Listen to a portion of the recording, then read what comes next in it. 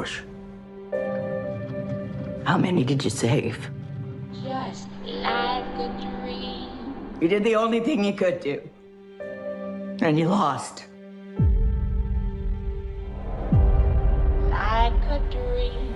Look, we're still in this thing. The day you walked away. But we have no idea what we're dealing with. Unfortunately.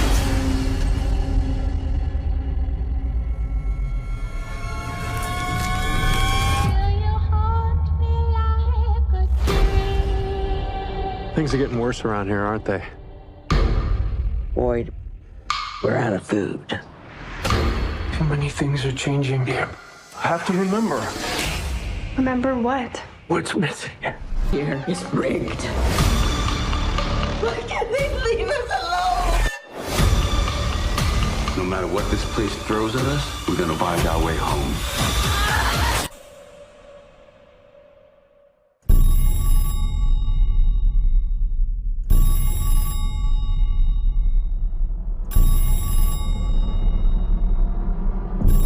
Everybody just talks about how afraid they are of dying. Well, I don't think that's the worst thing that can happen to you here.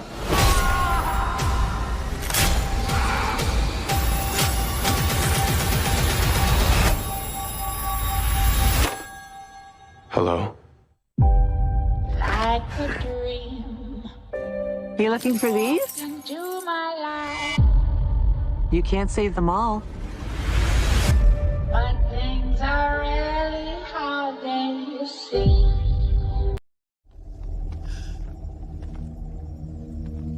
That's right.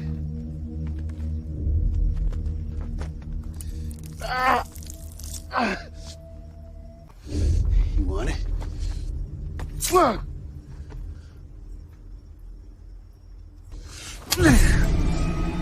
My blood is your blood now, motherfucker.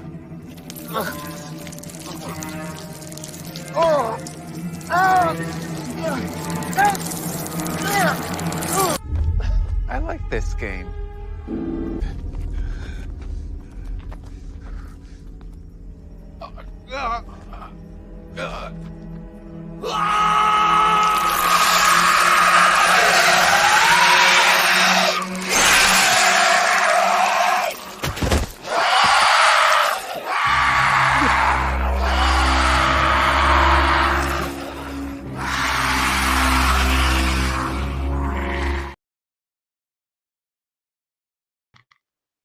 And welcome one, welcome all to a very special edition of Fromville Friday.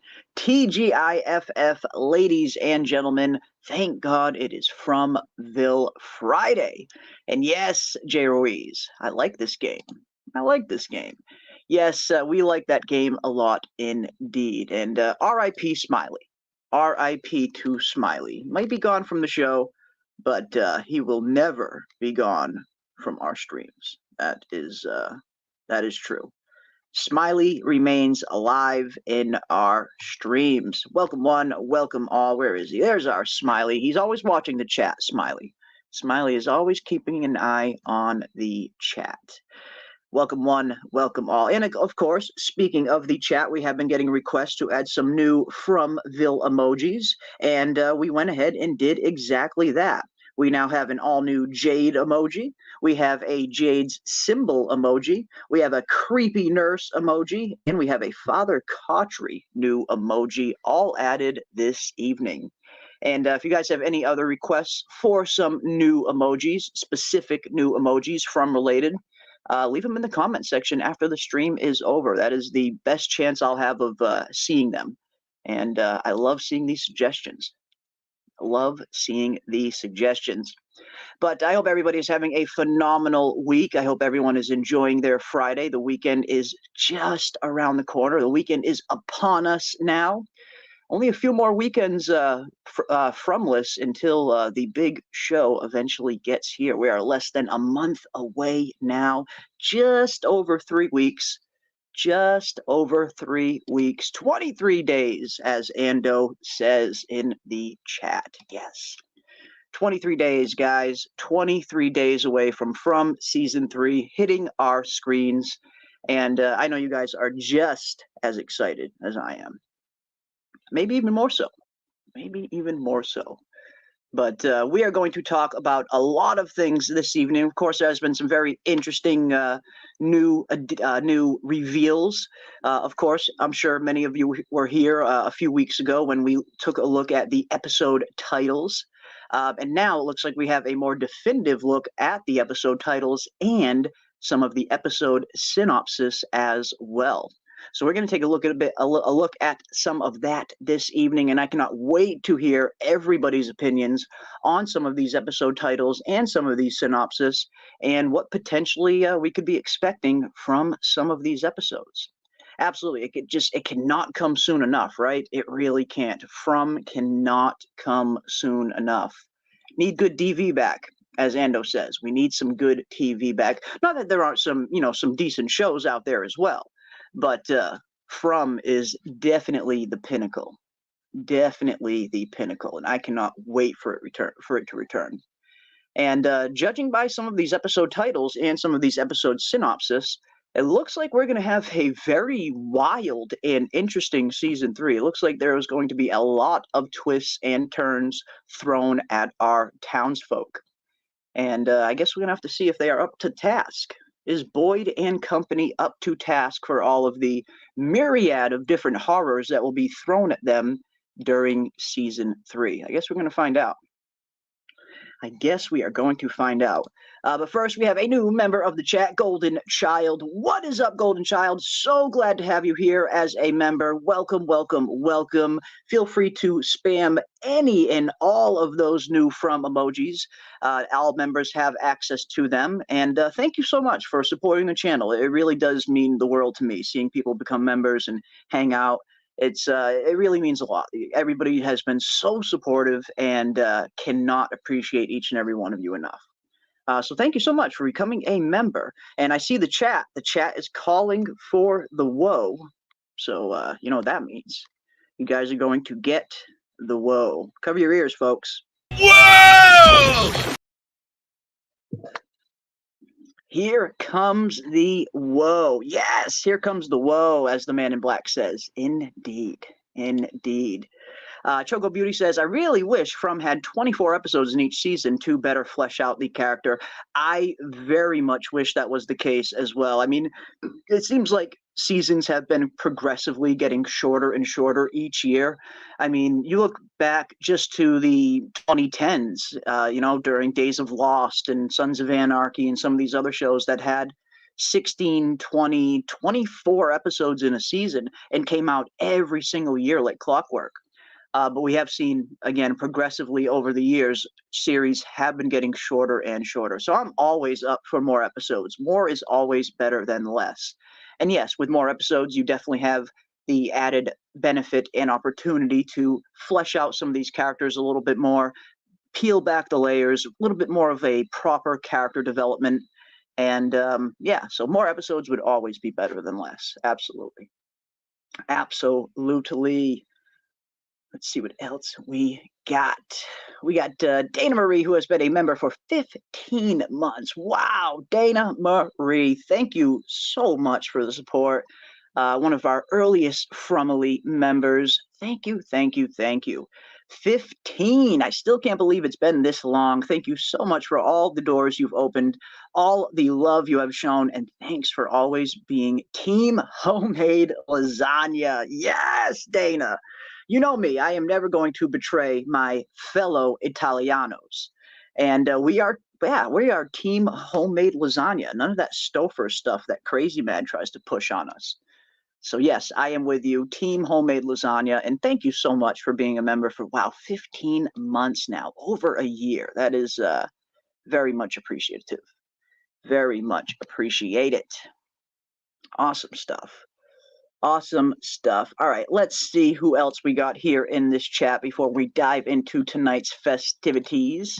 We got Sophiel in the house. What is up, Soph? Good to see you, my friend. Welcome, welcome, welcome.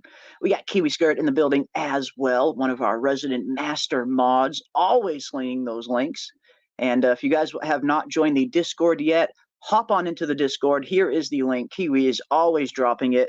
And I very much appreciate that. And we have been having so much fun in the Discord over these last few weeks as we continue our season 2 watch party, our season 2 rewatch party, I should say.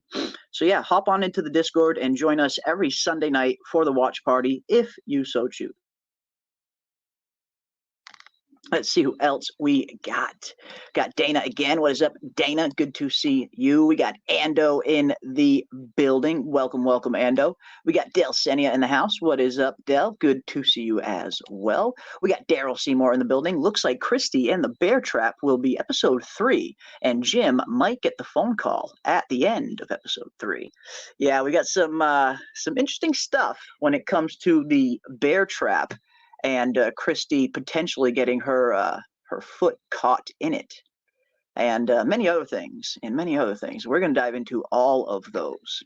We got Bitey in the house. What is up, Bitey? Good to see you. We got Vic in the building. What is up, Vic? Always good to see you as well, my friend. We got Julie Barbara in the house. What is up, Julie Barbara? And for those who don't know, Julie Barbara and Sophiel are starting up their own channel, which I am so freaking excited about. I could not be more pleased.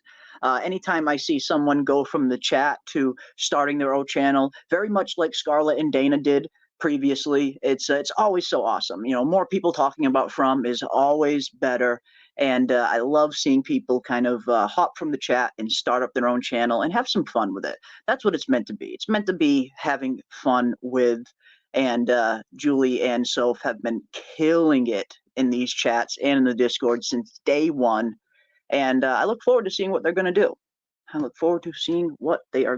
do.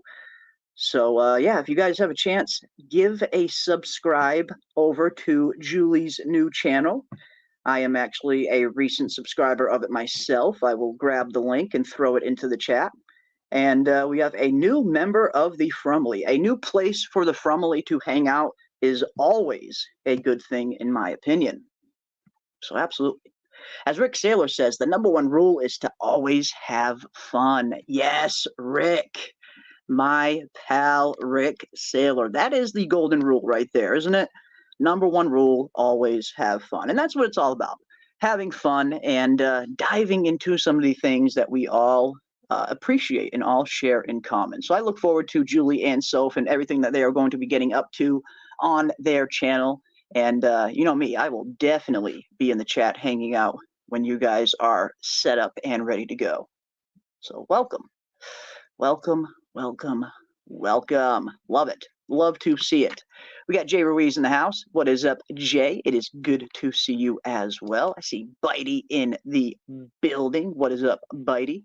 Always good to see you as well, my friend. We got Evelyn in the house. What is up, Evelyn? Good to see you as well. Welcome, welcome, welcome. We got Danny in the building. What is up, Danny? Saying hello to the Fromily. What is up, Fromily? All around the globe, wherever you guys are tuning in from, whether it's morning, day, night, evening, whatever the case may be, you guys are most welcome. Most welcome. Hope everybody's getting ready to, again, enjoy their weekend. Enjoy their weekend. We got BK in the house. What is up, BK? We got Jonathan in the building. Let's go. Yes. Let's go indeed. Let's go indeed. We got Coco in the house as well. We got Simon Says in the building. What is up, everybody? Yes, Fromville Friday is back. It is. Fromville Friday is back. And Friday has always been one of my, kind of favorite days to stream on. I haven't always been able to stream on Friday just due to, personal reasons and schedule stuff. But yeah, anytime I have a chance, I love getting back out here and hanging out on Fromville Friday. It's a good night to stream. It's a fun night to come and hang out with the Fromily.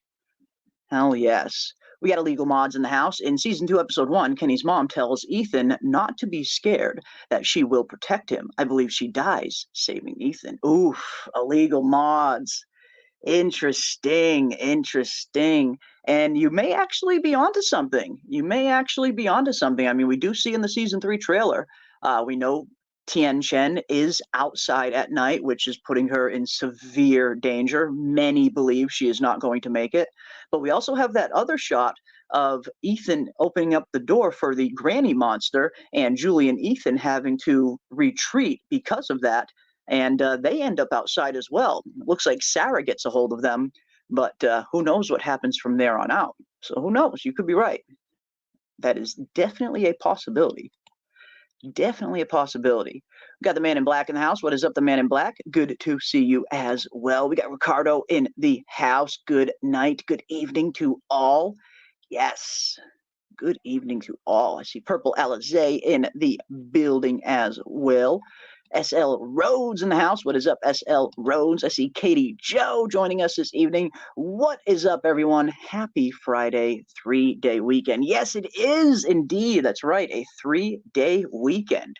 Got Memorial Day on Monday. So yeah, this is the beginning of a 3-day weekend. That is right. Thank you for reminding me. Forgot about that. No work on Monday. I love it. I love it. I'll always take an extra day off. I will always take an extra day off. There's nothing wrong with that. Indeed. Let's see what else we got. Oh, it looks like we have another new member. Awesome, awesome, awesome. Let me pull this up. And we have Rick Saylor giving us our member chat for, wow, 16 months. Rick Saylor has been a member for. Wow, man. Thank you so much for all of the support. Rick has been a very, very true friend for a very long time, someone I definitely consider a personal friend that I've met here through the interwebs, and solid guy. Thank you so much, Rick, for all the support, my friend, and very much appreciate you. Very much appreciate your friendship. We also have a new member in Simon Says. Yes, welcome, Simon Says. So glad to have you here. And welcome. Make sure to make use of any and all of the custom From emojis that are available to members. And thank you again so much for the support. And thank you for becoming a member of the Fromily.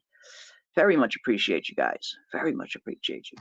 And we got a $5 super chat as well from the Man in Black. Thank you so much, Man in Black, for the $5 super chat. Question to the chat. Yes, I love these. Questions for the chat are the best. The yellow house consistently shows up in Victor's drawings. Thoughts? Oof. Oof, oof, oof. Interesting question. Yes, chat, what do you guys think about that? What is up with the yellow house that continues to show up in Victor's drawings over and over and over again? Is there a significance to that house? What exactly is going on? And I like Choco Beauty's answer. It might be his old house. That could very well be. That was kind of the first thing that popped up into my mind as well, is could this potentially have been a childhood home of his and Eloise's maybe? So yeah, maybe it was his childhood home that he lived in the beginning. Or as Kiwi Skirts points out, possibly where he lived in the beginning with his mom and sis. Maybe the first house that they lived together in Fromville in. That's a very good possibility as well. I like that. I like that. Very interesting question. Very interesting question. I like it. I like it. And Delsenia says that's Tien Chen's house. Oh, that could that be Tien Chen's house? Is her house yellow? It might be. You might be right, Delsenia. You might be correct on that. I'll have to go back and check myself, but you could be right. That could be Tien Chen's house. Interesting. Interesting, interesting, interesting.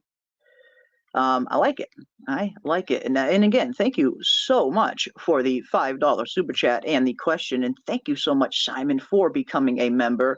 And I saw in the chat earlier, you guys were calling for another woe, and another woe you shall receive. Cover your ears, folks. Woe is on the way. Whoa! Indeed. Thank you, thank you, thank you. I like it. Wayne Fishing says that's why his dad goes out with Kenny. Ooh, interesting, interesting, interesting, interesting. And Alyssa says, yes, it is. Okay, so that could be Tien Chen's house. If her house is indeed yellow, yeah, that could be her, yeah, it could be her house. Awesome stuff. Julie Barber says, I made the channel last night and you just doubled my subscribers from 8 to 16 with a drop of the link. Oh, that is so awesome. And I had a feeling that, this chat is so incredibly supportive in terms of people talking from. And again, having another chat to hang out in and talk from in is always a good thing. So that is awesome. I want to say I'm surprised, but I'm really not surprised because this chat really is, like, each and every one of you guys. You have been so supportive, not just of me, but of all of the small From channels that have been covering the show since the beginning, crawling our way up, and trying to make a little name for ourselves and having fun along the way. Again, that's what it's all about. It's all about having fun. That is the first and foremost thing that we try to focus on here. And yeah, I'm not too surprised that you had a few people that are already jumping in and subscribing. Again, these are the coolest people in all of the internet that I have come across in a very long time. Certainly the most welcoming fandom I've been a part of in a very long time.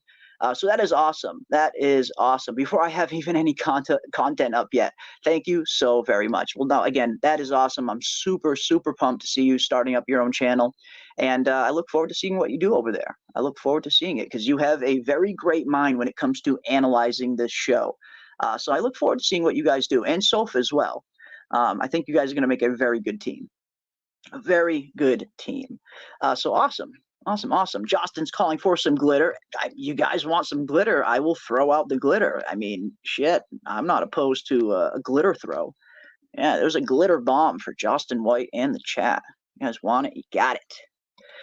We got Amy Thomas in the house. What is up, Amy Thomas? Hello. It's my first time in the chat, but I have been watching since the beginning. I enjoy the conversations. Welcome, welcome, Amy. So glad to have you here in the live chat with us. And thank you so much for being a supporter and enjoying the conversations. That's what it's all about at the end of the day. Having fun, diving into some of these mysteries on some of this show and other shows that we all very much love and appreciate. But From is the big one. From is the main one, at least for me. Definitely my favorite channel, my favorite show that I am currently watching, or that is currently on, period. Not only now, but in a few years. I think From is my favorite show since the early days of Game of Thrones, probably. So yeah, that is awesome. So glad to have you here in the live chat, and welcome. Welcome, welcome, welcome. Welcome indeed. All right, now let's dive into this a little bit, shall we? Let's dive into this. Now, of course, the stir over the Fromville web, over the Fromville Ethernet, has been very interesting lately. Ever since the season 3 episode titles and now the synopsis have also been released, and it is giving us a little bit of a clearer picture as to where season 3 is going to go. And definitely gives us a better sense of when certain events are going to be happening in what episode. So although it's not really any heavy spoilers that are in these episode synopsis and the titles, there is the potential for some light spoilers. So I just want to be clear on the jump. But a lot of them are pretty vague in terms of the description of each episode. But we're going to take a look at some of these, and again, I'd love to hear from each and every one of you in the chat. What do you guys think about some of these episode titles, and what stands out to you when you hear some of these episode synopsis as well? What pops into mind? Now, of course, episode 1, season 3, episode 1 is entitled Shatter. Now, this is one of the new additions. Now, again, we did analyze the episode titles that were released a week or two ago, but those were incomplete. When you got to episodes 8, 9, and 10, all 3 of those episodes were titled Revelations, with part 1, part 2, and then part 2 again. And a lot of us were wondering why that was. It just didn't look right. And that's one of the things about Rotten Tomatoes and these early episode review drops. They can sometimes not be 100% accurate. But now that we're getting this second wave, it is painting a much better picture as to some of these episode titles. And now we have an explanation as to the revelations later on, that only 2 of the episodes at the end of the season, episode 9 and 10, will be called Revelations Part 1 and Part 2. And episode 1 is entitled Shatter. And the synopsis reads, Boyd feels the town slipping away from him as the weather grows colder and the residents more desperate. Now, obviously, it's something that I think a lot of us have been very much anticipating, even before we saw the season 3 trailer that confirmed it for us. A lot of us knew that some sort of winter was on the way, and they were very much hinting at that towards the end of season 2. It was starting to get a little bit colder for the first time, maybe ever, in Fromville. So I think a lot of us were expecting to see some form of winter hit the town pretty early on in season 3, and that is exactly what we are going to be getting. And I guess the question is, how severe is this winter going to get? We see in the trailer a little bit of snow is on the ground, enough snow that it has at least stuck, but it certainly isn't a ton of snow. They're not kind of trudging around Fromville in 2 feet of snow. But will they later is the question. That's one thing I want to know. How long is this winter going to last, and how bad is it potentially going to get? Could we have a full-on blizzard scenario happening in Fromville at some point in season 3? I'm not sure. I am not sure, but I am certainly looking forward to finding out.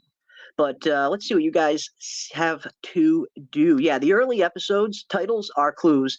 Absolutely. I 100% agree with you. And yes, some of these episode titles, they'll have double meanings. And, Julie and I discussed this at length in the Discord or on the last call-in stream.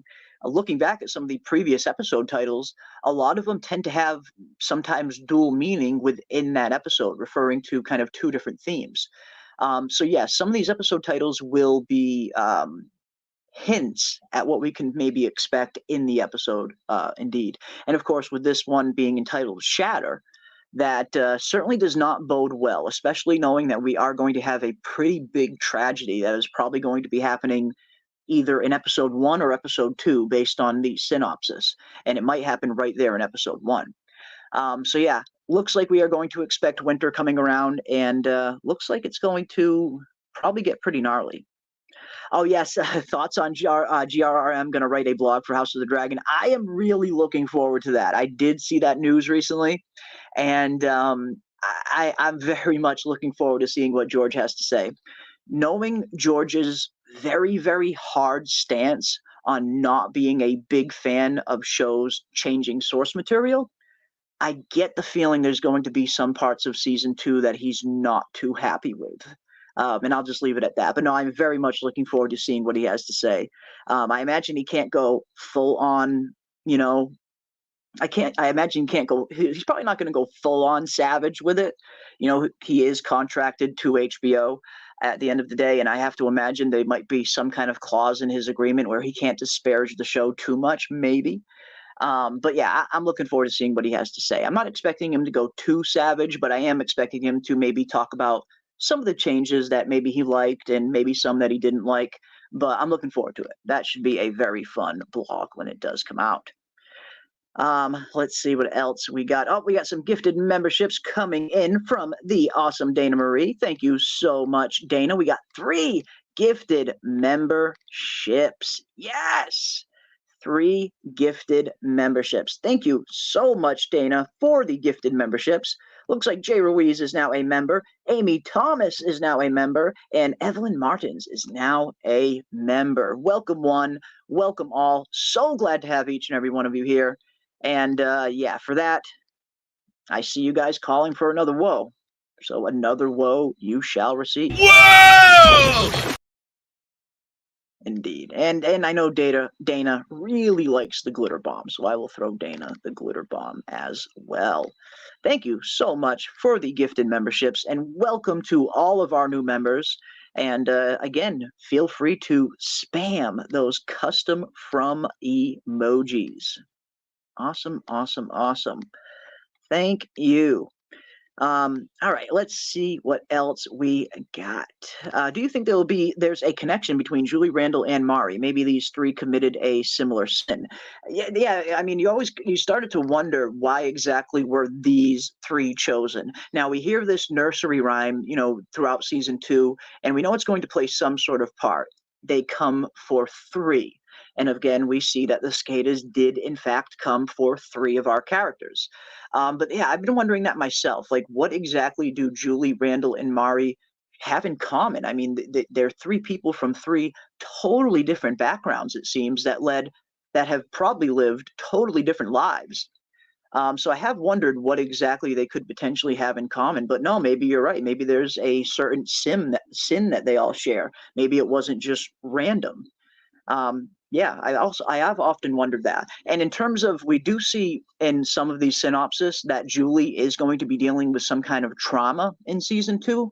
And at first, part of me thought that something is going to happen in season 3 that we haven't seen yet. But maybe the trauma that Julie is going to be dealing with is in season 3 will be some sort of after effect from being under the cicada entity's control. And I think that's something a lot of us have been wondering ever since we saw them kind of come out of it. We have been wondering, especially in Randall's case, how much will they remember about being in the kind of coma-like state that they were in? Will they remember any of it? Will they remember bits and pieces of it? Or will all memory of that just completely be wiped? But judging from some of these synopsis and the trauma that Julie's going to be dealing with, I wouldn't be too surprised if there are some after effects, some lasting consequences to them being under that cicada control. Maybe there's something inside them that isn't quite gone even. So I'm looking forward to seeing what the trauma that Julie is going to be dealing with is. Is it going to be, again, some kind of new trauma?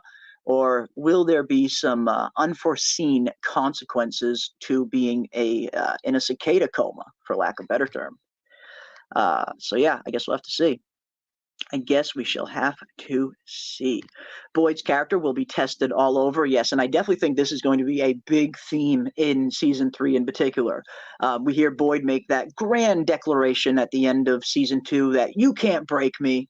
And Boyd's strong. Boyd can handle quite a lot. I mean, considering everything that Boyd has gone through and the fact that he's even still walking around and standing and still even caring about this town, especially after the event that he specifically had to do in terms of destroying his family. He destroyed his family to save his son and save this town at the end of the day. I mean, I can only imagine what it must be, what he must live with on a day-to-day basis, knowing that he had to kill his wife to save his son and to save the rest of the people in the town, because she was taking people out left and freaking right. So yeah, I can only imagine the stuff that Boyd has gone through, and he hasn't let any of it break him yet. But it does seem like the monsters are specifically going to be trying to break Boyd in this season. And I guess we'll see if Boyd can stand up to the scrutiny. I guess we shall see. I hope Dale is in this episode 1. He's set up so perfectly with Donna. Yeah, maybe. Got to watch out for Dale in those sharp, pointy objects, though, especially with this food shortage coming around. We don't want another repeat of season 2 with him shanking somebody else. This jumped out at me right away. Shatter is the first episode, not When We Go, and Revelations Part 1 and 2 are the final 2 episodes. Yeah, it makes way more sense now that we have, like, the full picture. Yeah, because we were looking at episode 8, 9, and 10, and something just didn't look right in terms of all 3 of them being named Revelations, and then episode 10 being Part 2, and episode 9 being Part 2. It just didn't look right. Something just did not make sense. But yeah, then now that we got this, yes, it looks like every episode that we thought was episode 1, 2, 3, 4, 5, 6, and 7 will now be 2, 3, 4, 5, 6, 7, and 8. So yeah, it makes much more sense now that we have the full picture and all of the episode titles. When We Go will be 2 instead of being 1 like we originally thought. So yeah, it's at least, if nothing else, we have a kind of clearer picture of what to expect. My feelings from this episode 1 is that maybe Tabitha is missing, weather is changing, and people are losing faith in Boyd's leadership, especially if he has no answers. Panic may set in. And yes, it does look like the questioning of Boyd's ability to lead the town and protect the town is going to come into play in season 3. And that's going to be very interesting. That dynamic is going to be kind of weird to see, because Boyd has had such a good grip on the town up until this point. Even when he's going through some of his kind of deeper shit during season 2, he always kind of made sure he was taking care of the town. Even when he was kind of affected with the worms and he wasn't thinking too clearly, he still always had the town's best interest at heart. So I wonder what's going to be happening in season 3 that is going to give the townsfolk of Fromville and what is going to make them start to lose some of their faith in Boyd. So yeah, that's going to be a very interesting dynamic and storyline that's probably going to be coming in season 3. I am looking forward to that. All right, let's see what else we got. The winter will last all of season 3. I really hope it does too. I really hope it's not one of these things where winter kind of just comes and goes within the span of 3 or 4 episodes. I really hope this winter gets pretty bad, and I hope that it lasts the entire season at least. I bet episode 1 will open with a bang. Hope will be shattered even more than it already is. And maybe that is it. Maybe they are going to be shattering their hope for the future. And again, now that we look at the episode 2 synopsis, it looks like episode 1 or episode 2, one of the two, is going to be having a major death. Because if we look at episode 2, the synopsis reads, Boyd struggles to find a path forward as the town says farewell to one of their own. And Fatima's health takes a turn for the worst, while Tabitha finds help from an unlikely ally. Now, I have a few ideas as to what could be going on here, but obviously we'll start with the beginning. Boyd is struggling to see a path forward as the town bids farewell to one of their own. And I think we have seen that much in some of these season 3 trailers. We see Boyd and Jade kind of walking the cart, which may or may not be this kind of tragedy that they're referring to. But it looks like we are going to be losing a character within the first 2 episodes. It might happen in episode 1, and episode 2 might be the fallout of losing that person. We're seeing the farewell in the second episode, or maybe someone will die in episode 2, and we'll see the consequences of it in that episode as well. But it looks like, again, one of our characters is not going to be making it out of these first 2 episodes. And I'm looking forward to seeing who is going to be. And I guess that'll be my first question. Who do you guys think is going to be the first casualty in From Season 3? Who exactly will they be bidding farewell to? What do you guys think? Who is on the chopping block? That is what I want to know. That is what I want to know. Got Zaid Comics in the house. What is up, Zaid Comics, my pal? Good to see you, my friend. I hope you are doing well. One of the finest independent comic book creators working today. Any comic book fans, definitely check out Zaid Comics, and I think you guys will be very impressed with some of the products they are putting out. Always good to see Zaid Comics doing well. You guys have been killing it. Absolutely killing it. But yeah, who do you guys think is going to be on the chopping block in this first 2 episodes? Who are we going to lose? Now, of course, Tien Chen definitely comes to mind. I think a lot of us are very worried about Kenny's mother and the fact that she might not be making it out of season 3. And many think that it was her body that was potentially in that cart, or at least it was her body that Boyd is carrying into the church, because it does look like we have a funeral coming in season 3 as well. And as the town is bidding farewell to one of their own, it stands to reason that maybe this funeral could be coming in episode 2.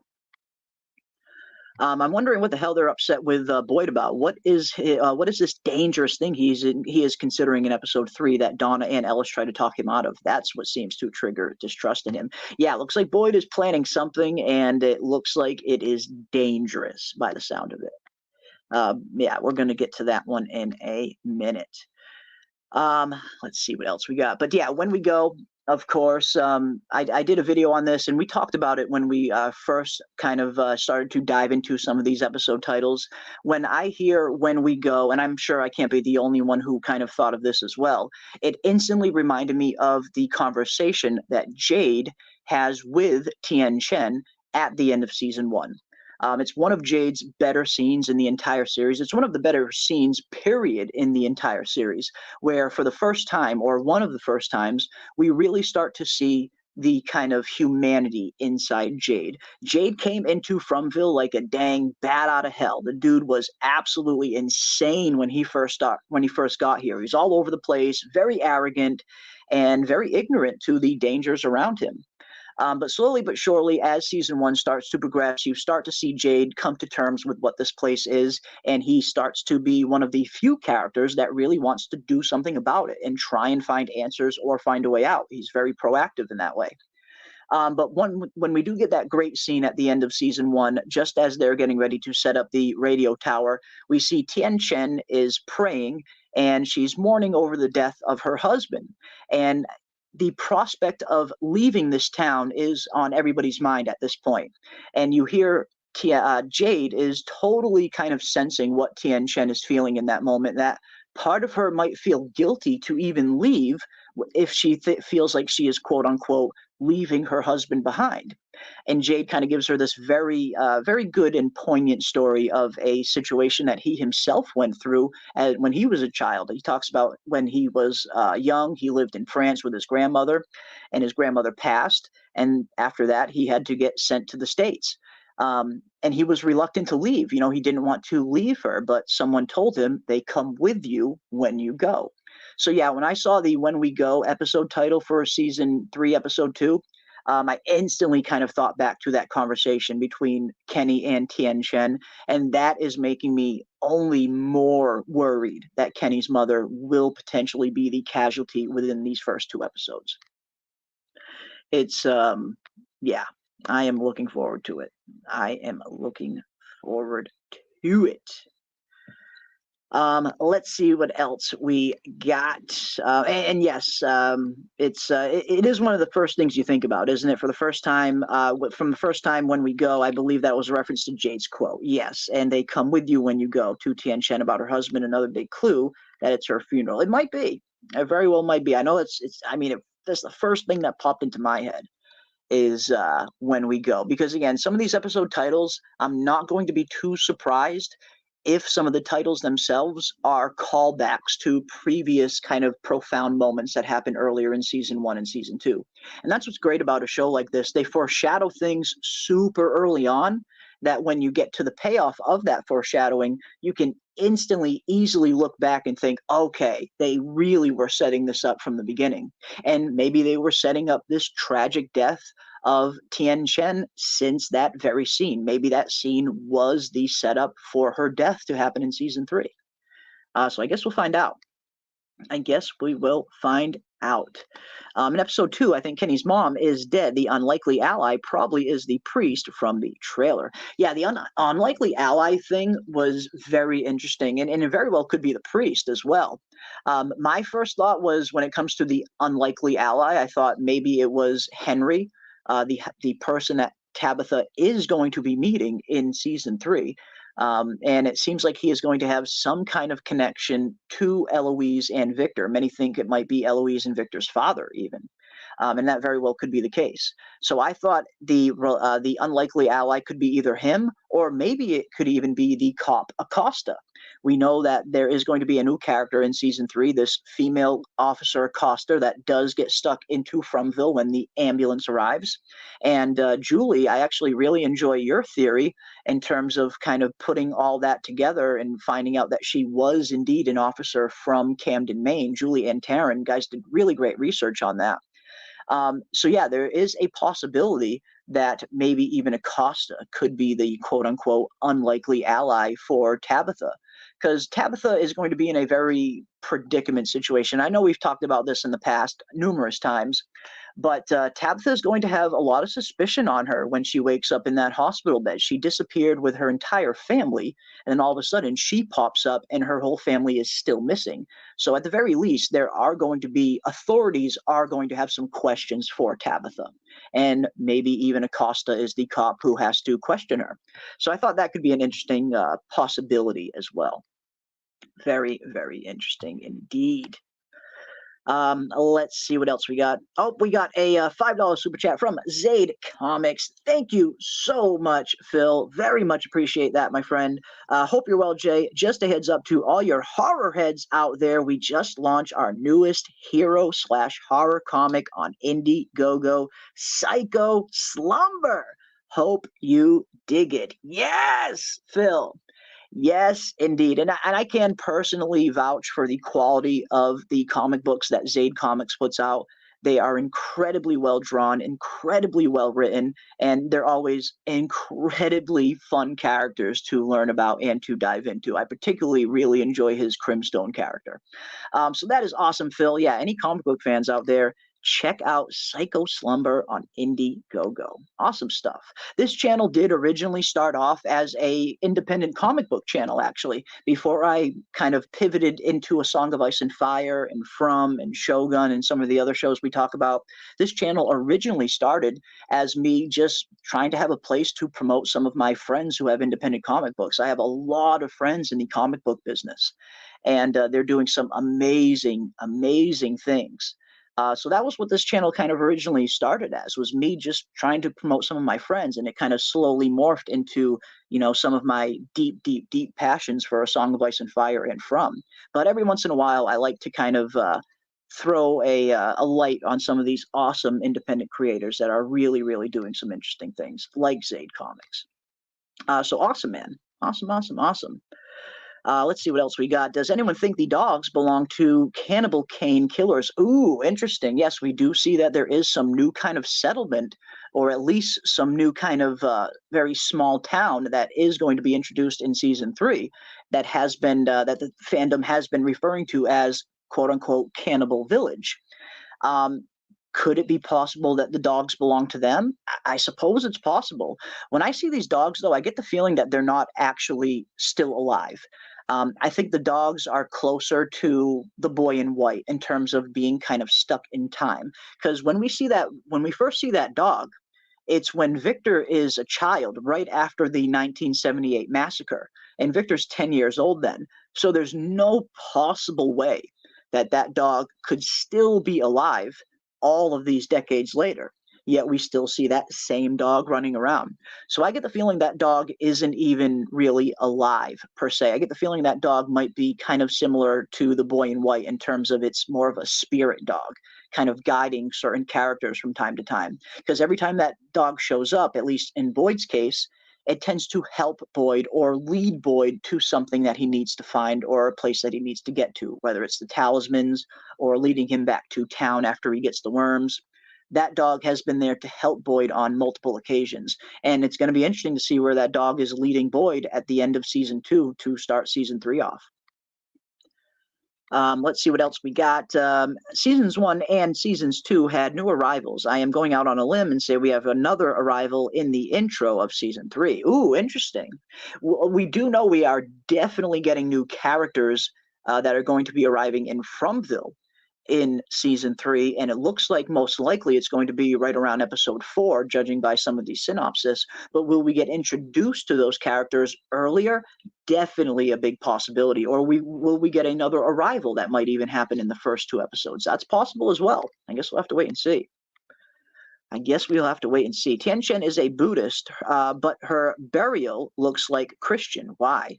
Yeah, it is very interesting. It's hard to get a really good look at it. It is in a Christian church, of course, but I get the feeling their options are rather limited when it comes to burial ceremonies and kind of funerals. But if we look at that funeral scene in particular, it does almost look like you can see one of Tian Chen's plates on display right up in the front. It's really hard to make out. But yeah, that's a really good question. Is it going to be a Christian-themed funeral for someone like Tian Chen, as you point out, who is seemingly a Buddhist? Yeah, I guess that's a good question. Good point. I guess we'll have to see. I brought up that about the dog, but the chat said the dog belonged to someone who lived in Fromville. Yeah, we really don't know. I mean, there's really no definitive answer on that. So really, any theory is just as plausible as the next, because we don't definitively know. When I saw those dogs, I thought, yeah, because the first time we see them is in Fromville, when Victor kind of emerges the next morning after the 1978 massacre. But yet we really have no idea where those dogs originally came from. Were they originally belonging to someone that was a part of the town? Did the dogs get stuck here with a family like someone else? Or could they potentially have come from that Cannibal Village place? I suppose both are equally plausible, since we don't really know where they came from yet. Awesome, awesome, awesome. Awesome, awesome stuff. Let's see what else we got. It would be great if you reanalyze the trailer after considering now the descriptions, guessing the episodes Ice and Fire. Yeah, we can definitely do that. I'm totally down for doing that. Now that we do have these episode synopsis and these titles, we can definitely go back and take a closer look at the trailer to see what we can suss out. And that's exactly what I have been doing. I actually put out a recent video dissecting some of these episode titles, and there are some very interesting callbacks to some of the trailers that I think we have much better context for now. So yeah, we can definitely do that. I'm totally down for that, for sure. Clarence Brown says Tien Chen, Randall, and Julie die this season. Oof, all three. Now that is an interesting theory. That is an interesting theory indeed. And again, it does look like we are at least going to be getting 2 deaths.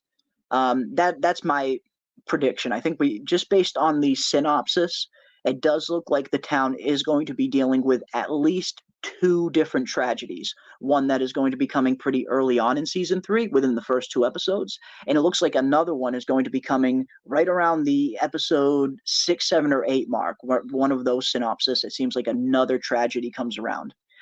So I think we're probably at least going to be getting 2 character deaths in season 3. I think Tien Chen is going to be one of them, and I'm very worried about Fatima or Fatima's baby being the second casualty. And speaking of Fatima's baby, it looks like her health is taking a turn for the worst as early as episode 2. And considering she literally just found out that she was pregnant midway through season 2, or towards the latter half of season 2, this is very, very fast for her to already be having some health issues. Now, again, a lot of us were under the assumption that this pregnancy probably isn't going to be your normal average 9-month pregnancy. It does look like something a little bit weird is happening here with Fatima, and they have definitely been foreshadowing that this is not going to be a normal pregnancy. But if she is having her health take a turn for the worst as early as episode 2, then yes, something very, very wrong is going on with this pregnancy. And Fatima, I'm worried for. Again, I'm very worried for Fatima in season 3. I think she is going to have a very rough go of it when it comes to this pregnancy and whatever she is potentially giving birth to. Because it doesn't seem like this thing is fully human, or at least not a normal pregnancy. So it's going to be interesting to see what happens with Fatima. It is going to be interesting to see what happens with Fatima. Let's see what else we got. I think the boy in white is the dog. Ooh, interesting. That's an interesting theory. Now, I guess we have to go back and think.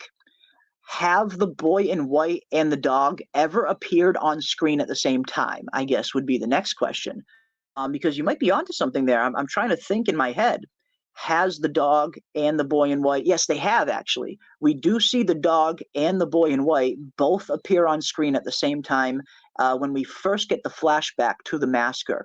Right after the massacre happens and young Victor emerges and he's standing in the middle of the street, we see the dog run by the boy in white. But then again, there's more than one dog. There is more than, we've seen at least 2 dogs on the show. But no, that's a very interesting theory, though, that the boy in white could potentially be taking on this dog avatar to maybe help our characters in other ways. I like it. It's an interesting theory. Awesome, awesome stuff. Sarah is the ally. Or is Sarah going to die? I'm not sure what that is meaning. Yeah, if you want to clarify that one. Tutal says the dogs are supernatural, and that's definitely where I kind of am leaning as well. It doesn't seem like these are normal dogs. Again, there's no way this dog can still be alive. You know, if it was a normal dog when Victor was a child, when we first see the dog running through Fromville after the massacre, and here we see this same dog running around 40, 50 years later, yeah, something is supernaturally active with that dog. It's not no dog lives that long. I don't care how healthy you are. So yeah, it definitely seems like these dogs are more of the supernatural era, a little bit more spirit animals, spirit dogs, so to speak. Let's see what else we got. I found out today that captions aren't accurate. Dog was never called Gus, although it captioned Gus. Yeah, we hear Boyd screaming towards the dog, and was he calling it Gus? And a lot of people were wondering, how did Boyd get that name Gus? Some were saying that he finds it on the dog tag. I have to go back and check because I'm not 100% sure myself. But no, that's interesting. Usually the captions they tend to be pretty spot on, but that can vary from show to show. Now, some of these shows' captions get their descriptions directly from the script. In those cases, the captions are usually pretty accurate. But if the captions are not reading off the direct script and they're just translating what they're hearing, that is the cases where you can have some mistakes at times. And I'm not sure which way From does it. I don't know if their captions go directly off the script or if it is just a translation of what they're hearing, because it can kind of vary from show to show. Interesting. Interesting. I think one of the dogs is the boy in white. We only see both dogs together when they were trying to get Tabby away from Jim. Yes, that's a good point. And again, we do see multiple dogs, so there is more than one. So there definitely is still possible that the boy in white could be taking on the form of one of these dogs. Because yes, we do see both of them kind of getting a little hostile towards the Matthews family until Victor comes around and saves Jim, really. And Jim thanks him by being a freaking asshole. So yeah, that is a good point. That is a good point. Yeah, there was a small pack in one episode. Yes, in episode 4. I want to say it's season 1, episode 4. The episode when Victor takes Ethan out to the woods to show him the faraway tree. That is when we see it's at least 2 dogs, at least 2 of them kind of come upon the Matthews family when they're looking for Ethan in the forest. And thanks to Victor, he shoos them away with the gun that he's packing in his freaking lunchbox, which is just badass and dangerously scary all at the same time. But yes, we do see a few dogs, more than one, definitely. Small pack. You could call it a small pack for sure. For sure. Let's see what else we got. I don't know if the guy drinking from the skull is a vision. I think he may be real. The guy in the picture they are carrying, but had Kenny's face over it, could be him. Ooh, interesting. Interesting. Now, I suppose it could be, but when we look at that picture of Kenny and Jade carrying someone, it looks like the person they are carrying has navy blue sleeves, dark sleeves. And that person that we see in the trailer drinking from the skull seems to be wearing a white shirt. So I don't know if it's the same person. It could be. It very well could be. But I'm still leaning a little bit more towards that's a vision and not an actual real person, especially when we see the eye. The eye looks like it has a very fresh wound, very similar to how some of the other visions that Jade has seen, where there's fresh cartilage and carnage, like the Boulder dude and the Civil War soldiers' body parts that were kind of scattered in the tree.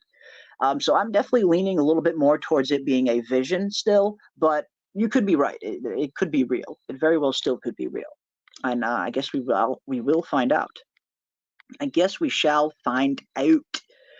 All right, let's see what else we got. And of course, Tabitha finds help from an unlikely ally. Again, that is going to be a very interesting one. Is this unlikely ally going to be that priest that we see her talk to in the season 3 trailer? Is the unlikely ally going to be this Henry character who is seemingly connected to the Victor family?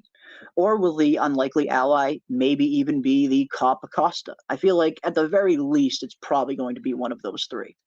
But yeah, I guess we shall find out. But up next, we have episode 3, entitled... Dun, dun, dun. Episode 3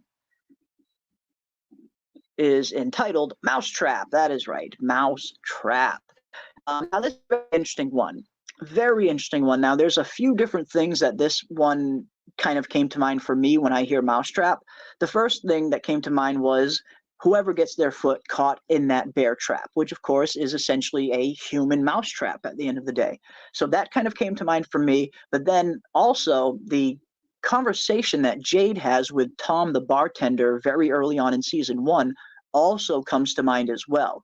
We hear Jade and Tom, and Jade specifically referring to the people in this town as, quote unquote, rats in a maze. They're just happy and content nibbling on their cheese. And we hear Jade also make a reference to he's not the rat in the maze. He's usually the one who makes the maze. He's usually the one who places the cheese. So I always thought that this was a very interesting kind of callback to potentially that conversation between Jade and Tom, or maybe even, again, some kind of reference to whoever's foot is going to be caught in the bear trap, which many people seem to think might be Christy. And I think it is definitely either Christy or Jim, just based on some of the pictures that we've seen, and based on that one photo that the actor who plays Kenny, Ricky He, uploaded on his Instagram, but had to subsequently delete because it might have been a little too spoilery. We see Kenny and Jade carrying someone that seems to be limping. And I get the feeling that is probably whoever gets their foot caught in the bear trap. Most likely Christy, but if it's not Christy, it might be Jim as well, because we know Jim will also be on that excursion, and Jim will be wearing a kind of similar colored shirt to the person we see in that picture. So my money is on Christy, but Jim is a backup pick for me in that regard. But what do you guys think about the mouse trap? What do you think it is referencing to? And whose foot do you guys think is going to get caught in the bear trap? Who is getting caught in the bear trap? And what is mousetrap referring to? What is mousetrap referring to? Whoever is drinking the skull is a ghost, says Too Tall. Could be. Yeah, it could be. I tend to think it's more of one of Jade's visions, similar to the vision that Jade had in season 1 of the Civil War soldier. And we saw that Civil War soldier did interact with Jade. It started shooting at him and even kind of skewered him with his bayonet. And we see in the season 3 trailer, whatever person that Jade sees, that person comes right up to Jade and starts grabbing him. So these visions are capable of physically interacting with Jade. So that's what leads me to believe it probably is similar to that Civil War vision that he saw in season 1. But again, I could be wrong. It could be a real person. It could turn out to be a real person still as well. Both are very much possible. Both are very much possible. I think we will get a From spinoff, says otherwise. That would be pretty interesting. I mean, I suppose considering, what they have set up here and the mechanism of how this show works, you could potentially have a Fromville show that is set in a totally different time period even. Like, imagine medieval Fromville. Like, how freaking awesome would that be?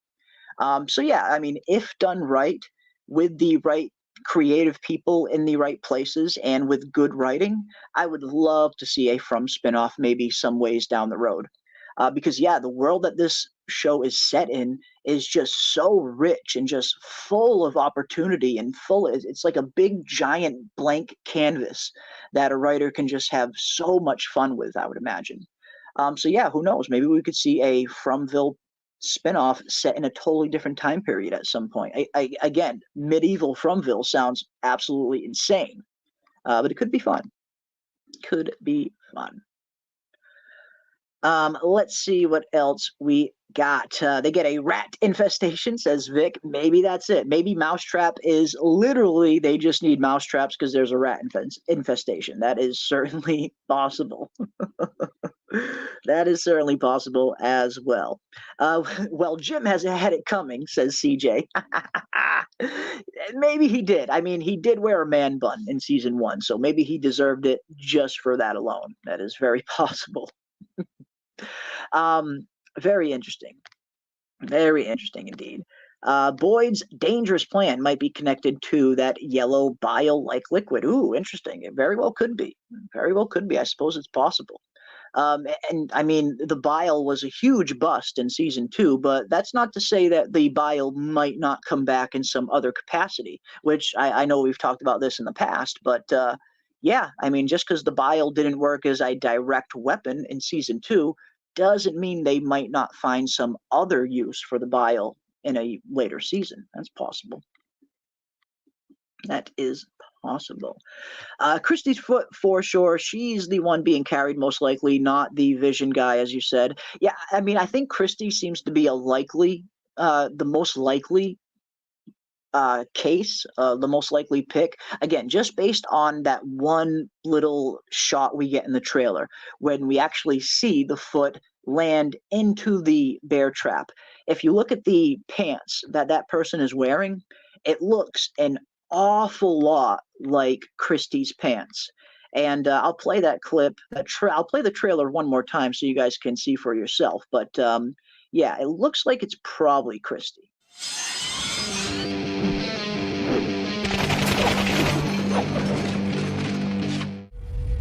Oh my God. Like a dream. It was an ambush. How many did you save? Just like a dream. You did the only thing you could do. And you lost. Like a dream. Look, we're still in this thing, The day you walked away. but we have no idea what we're dealing with. Unfortunately.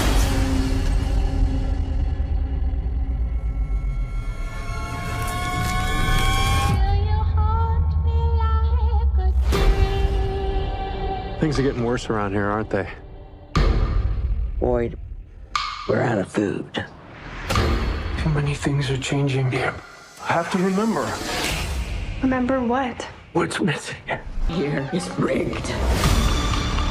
Why can't they leave us alone? No matter what this place throws at us, we're gonna find our way home.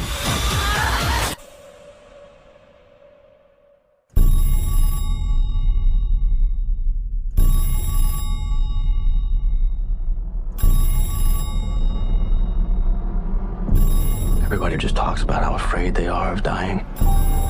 Well, I don't think that's the worst thing that can happen to you here.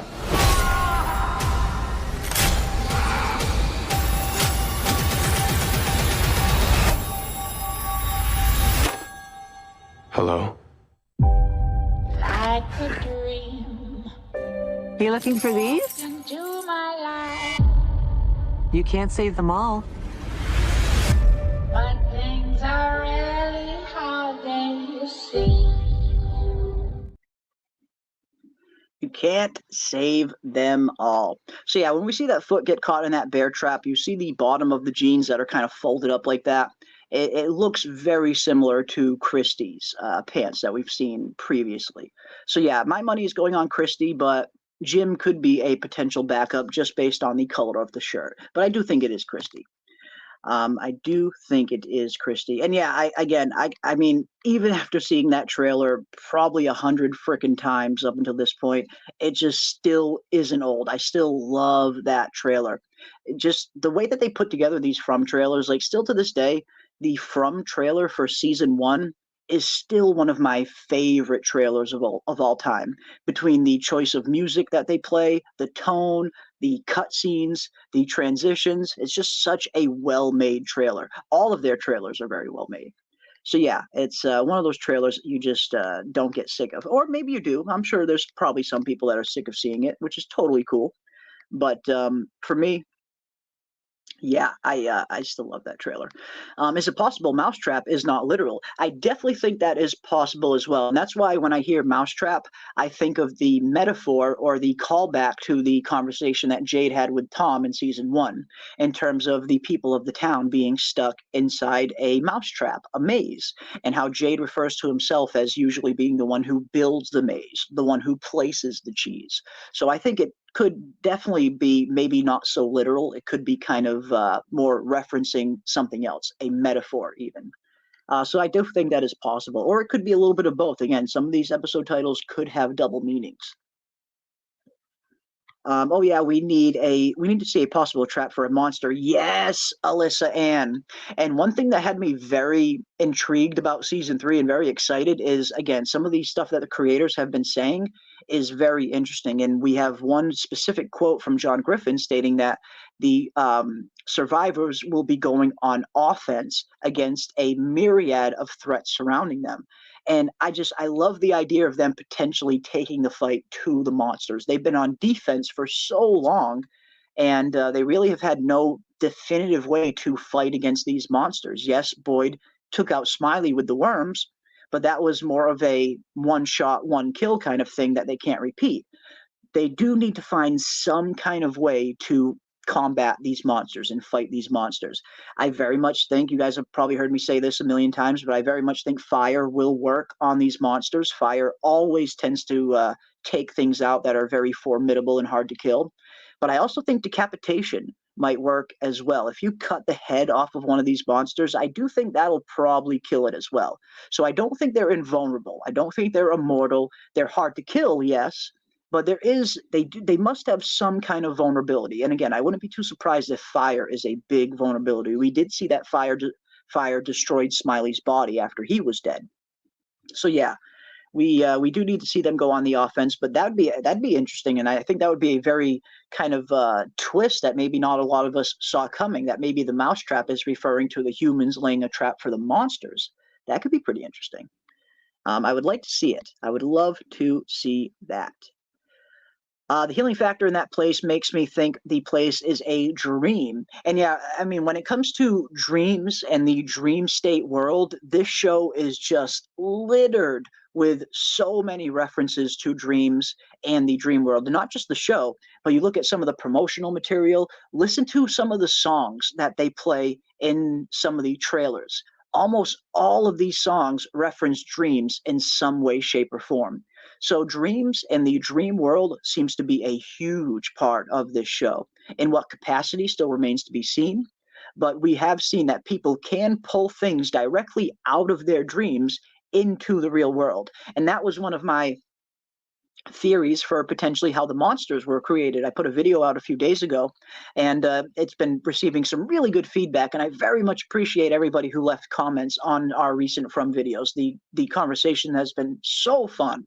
But that is potentially one of the origins for the monsters, that they were maybe plucked directly out of someone's nightmare. After all, the official show designation for these monsters is quote-unquote nightmare creatures. So what if that was a little bit more of a hint than we originally thought? What if they were literally plucked right out of someone's nightmare?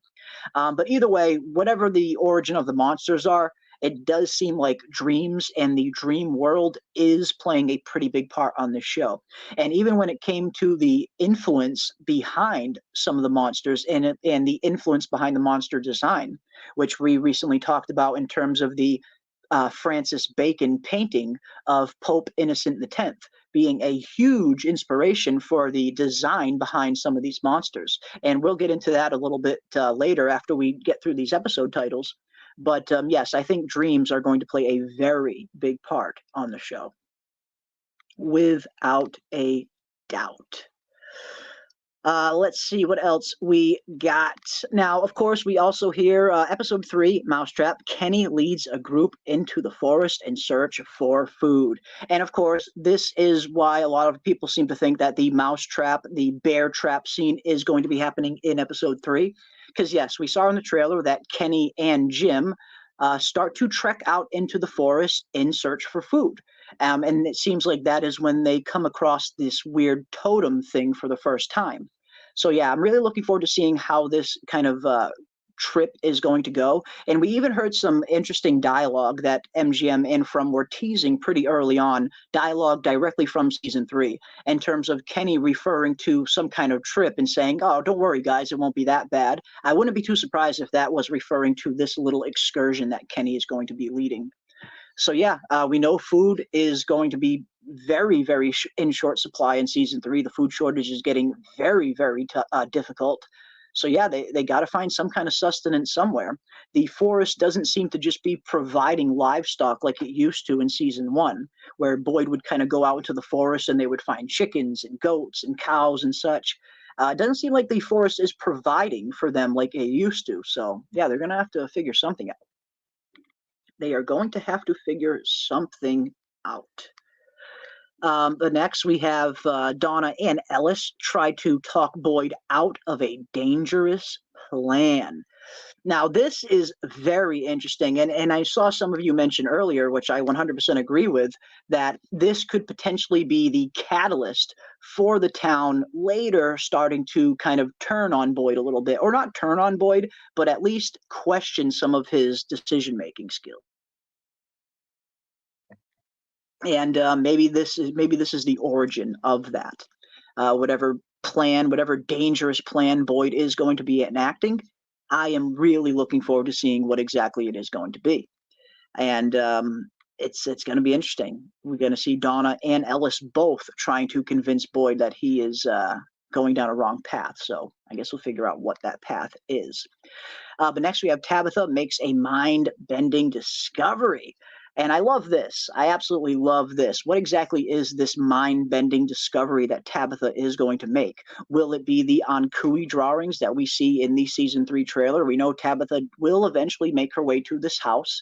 This house not only has its own bottle tree outside, but it also has its own drawings in the basement as well, as we see a clear drawing of the Ankui children. So maybe it could be that maybe that could be the mind-bending discovery rather that Tabitha finds. What if Tabitha makes it back to the real world? I bet it will not be in present time. Her goose is cooked. Ain't no coming back to her correct timeline. And that's been a pretty big speculation up until this point as well. A lot of fans have been wondering, yes, it seems like Tabitha is in the real world, but what time period is she going to be in? Is it going to be the same time period that she left off in? Or will she potentially be in a different time period in total? Will she be in the past at some point? Will she be in the future? I suppose it's possible. I tend to think she's probably in her correct timeline. Again, as it's going to be very interesting to see what the show does in terms of time travel, and if they ever fully on kind of introduced full on time travel like that into the show.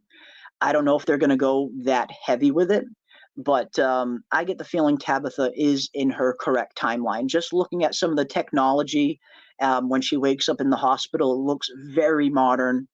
So I get the feeling she is probably in her regular timeline. 2022 is when she should probably be, right around there, because on the missing person posters, it says the Matthews family disappeared in 2022. So I get the feeling it'll probably be right around then. But again, maybe you're right. It could be a totally different time period entirely. That is definitely possible. That is definitely possible. Let's see what else we got scrolling down. What I'm most excited about for season 3 is potentially finding out who was on The Voice on the radio, or getting more clues about him. Yes, Danny. Hell yes, my friend. I am right there with you. In terms of some of the biggest mysteries on the show, or at least some of the biggest questions that I have personally as a viewer, that is right up there with the best of them. Who exactly was on the other end of that radio, and what exactly were they trying to do? Was this voice really trying to warn Jim that Tabitha was about to put herself in danger, or was the message a little bit more sinister? Again, just by the cadence and the overall tone of the voice, it did sound a little bit sinister. But that voice could have been just trying to warn Tabitha as well, as many of you have pointed out. I suppose it could go either way.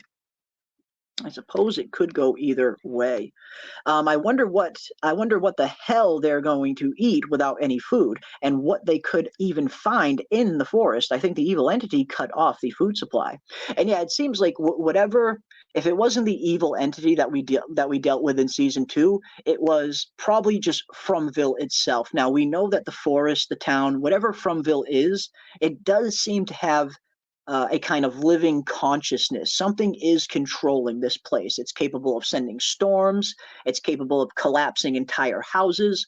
Whatever is in control of this place has pretty good control of it, and it does seem to be alive, for lack of a better term. I wouldn't be too surprised if that, in and of itself, the very essence of Fromville, is not providing food for them like it used to.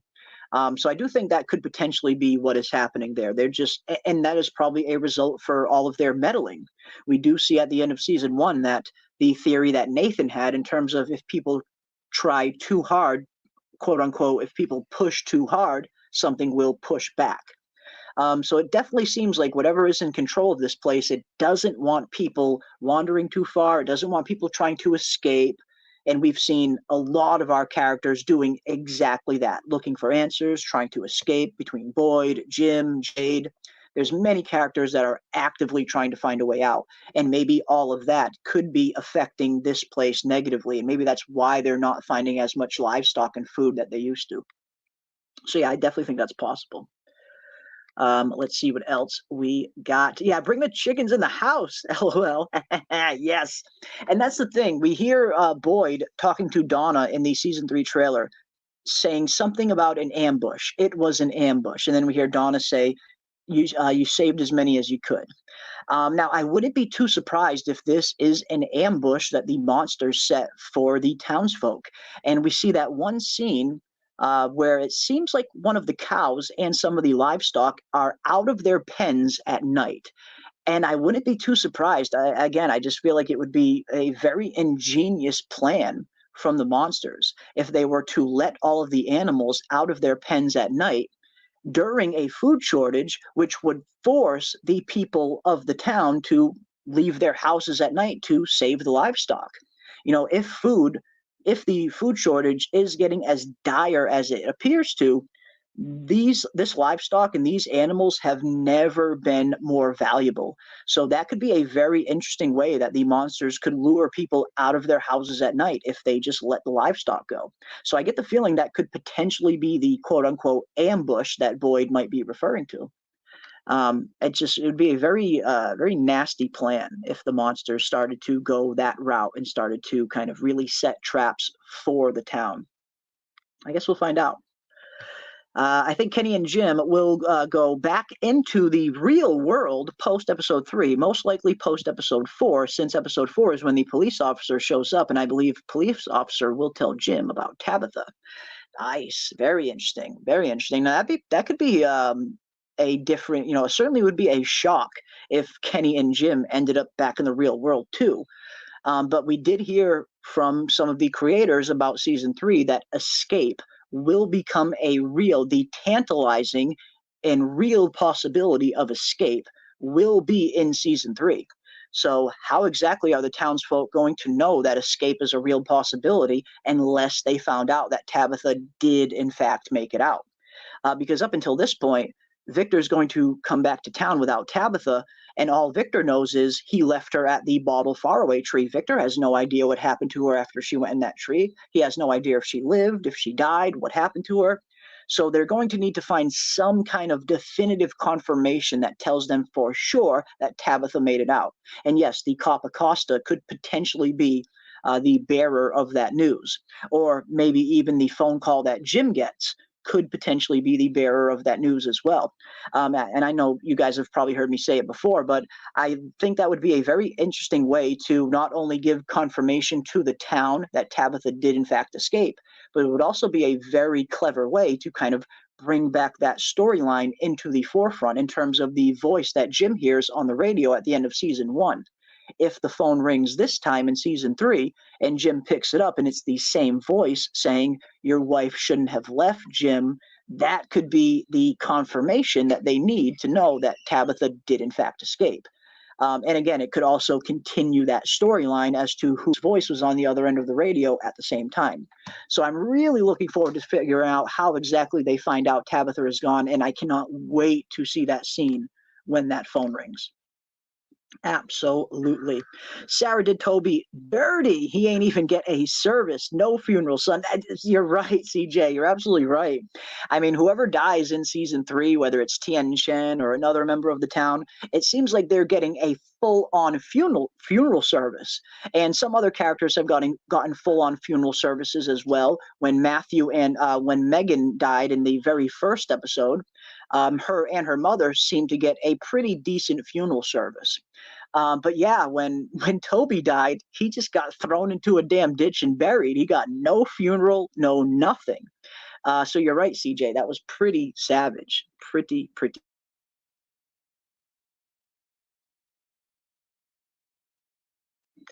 But yeah, maybe. Boyd clearly enacts his plan and fails, and accusations start after the failure. Yes, we do see that accusations are going to start to fly a little bit later on in the season. But I don't know if that's going to be pertaining to this stunt that Boyd pulls or another stunt. Could be both or a different one. I'm not 100% sure. Tabitha will realize she is not out of From. And again, this is still a fan theory that is active. There is still a lot of people that think Tabitha isn't in the real world, that she is in some kind of quote unquote level 2 version of Fromville.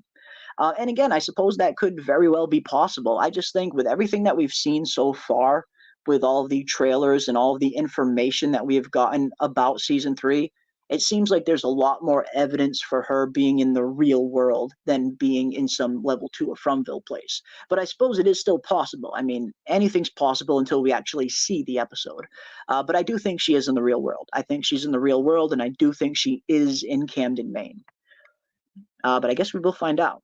I guess we shall find out. Tabitha might discover that Victor's family died in a car accident. Oof, that could be interesting. That could be very interesting. I mean, we still don't really know the circumstances surrounding Victor and Miranda and Eloise's entrance into Fromville. Every time it's brought up in front of Victor, he always just says, I don't want to talk about it. So we really don't know the circumstances behind their backstory and how exactly they got stuck here. But yeah, maybe Tabitha will find out that there was a car crash. I always thought that it could be pretty interesting that Tabitha might get on this trail to find Eloise. She starts getting closer and closer to finding Eloise, only to end up finding that Eloise just died or something tragic along those lines. Or maybe Tabitha tracks Eloise down and she's locked in a mental institution somewhere. I just have a feeling it's going to be very hard for Tabitha. I'm not expecting a very easy road for her getting back to Fromville, although she might. There are some interesting theories that Tabitha might return to Fromville a lot earlier than we originally intended, and we'll talk a little bit about that on the episode 4 synopsis. But then again, we have Fatima questions the welfare of her unborn baby. Now, again, the storyline that starts in seemingly episode 2 with Fatima already having health problems, that trend seems like it's going to be continuing all throughout season 3. And again, if she's already having negative effects of this pregnancy, I think that's just more evidence pointing to Fatima's pregnancy being anything but natural. Something very strange is going on with her. This is not going to be your normal pregnancy, and she might not even survive it. And who knows, maybe even the baby might not survive. Or if it even is a baby, who knows what she's about to give birth to? I mean, this is Fromville, after all, at the end of the day. And we still aren't 100% sure as to how the worms even work. Now, I say that because we know Boyd had the worms, and we see Boyd seemingly give the worms to Smiley. And then right afterwards, Boyd has a transfusion where he gives some of his blood to Ellis. Are we 100% sure that Boyd couldn't have passed something on to Ellis through that blood? This is an incredibly strange and foreign entity that we know nothing about, these worms. How are we to know that there isn't some residual trace of these things still in Boyd's body when he did give that transfusion? And if that was the case, how do we know Ellis couldn't have passed something on to Fatima while she was already pregnant?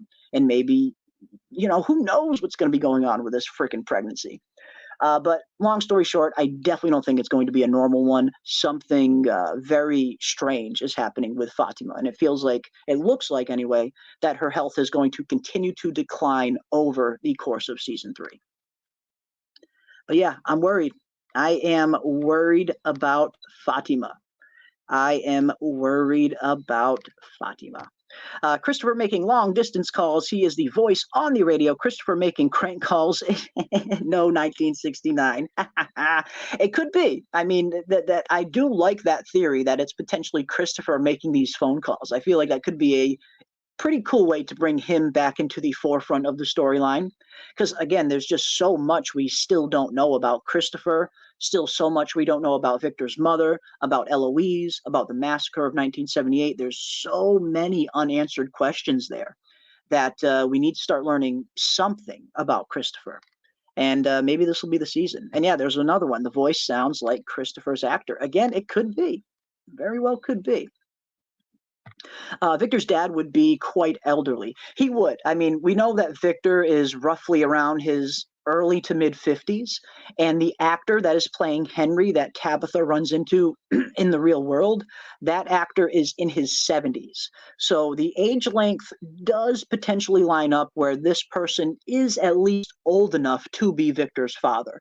If Victor's father gave birth to Victor and Eloise when he was in his 20s, early 20s, right around there, the timeline could potentially line up.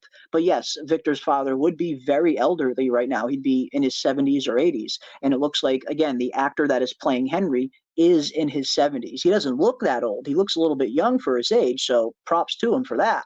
But the timeline could potentially line up where it could be Victor's father and Eloise's father. Or it could be some other familial tie, some other family member that maybe isn't exactly the father, but some other familial reference.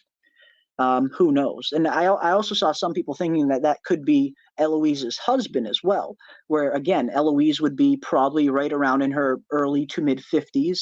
And if this actor is in his 70s, I suppose the timeline could also potentially line up that it could be a spouse of Eloise, maybe, perhaps, if not Victor's father. So I guess we'll see. But it does seem like it's going to have some kind of familial tie there, just based on everything we see in that basement. The pictures that we see on the wall look an awful lot like young Victor and young Eloise. So it does look like it is going to be some kind of family member, but I guess we'll have to wait and see. And there we go. The actor is in his early 70s and Victor is about 50. So yeah, it would fit. It would fit if they were trying to go that route in terms of that Henry character being Victor and Eloise's father. The timeline does fit. So it is possible. At CJ, there have been Twilight Zone episodes where the person on the phone is either dead or from an earlier time period. With this show, I am going to keep my options open. That's very possible, indeed. I mean, just because it might not be full-on time travel to invoke certain aspects of time travel, like you said. We don't have to have characters physically traveling to other time periods in order for characters to receive messages from other time periods, as you mentioned. Yeah, that's very possible that the phone call itself could be coming from a different time period. I suppose that's possible. And again, you're doing the right thing in terms of keeping my options open. And I love that you said that, Papa Socks, because that's exactly what this show is. I mean, we have no idea where this thing is going. There's so many awesome fan theories out there that a lot of us really, really love. But at the end of the day, almost anything is still possible when it comes to the show. There's just still so much we don't know that makes so much still possible and still in play. So yeah, definitely keep your options open. I try to do that myself. I never try to just full on discredit any theory, even if it's one I very much don't agree with.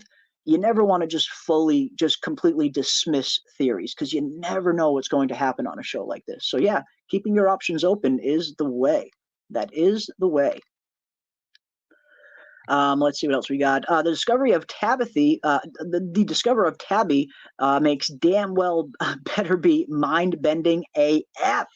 And not just a bunch of creepy From-related paintings and maybe the news that Eloise is dead, because I think she's coming back in episode 4.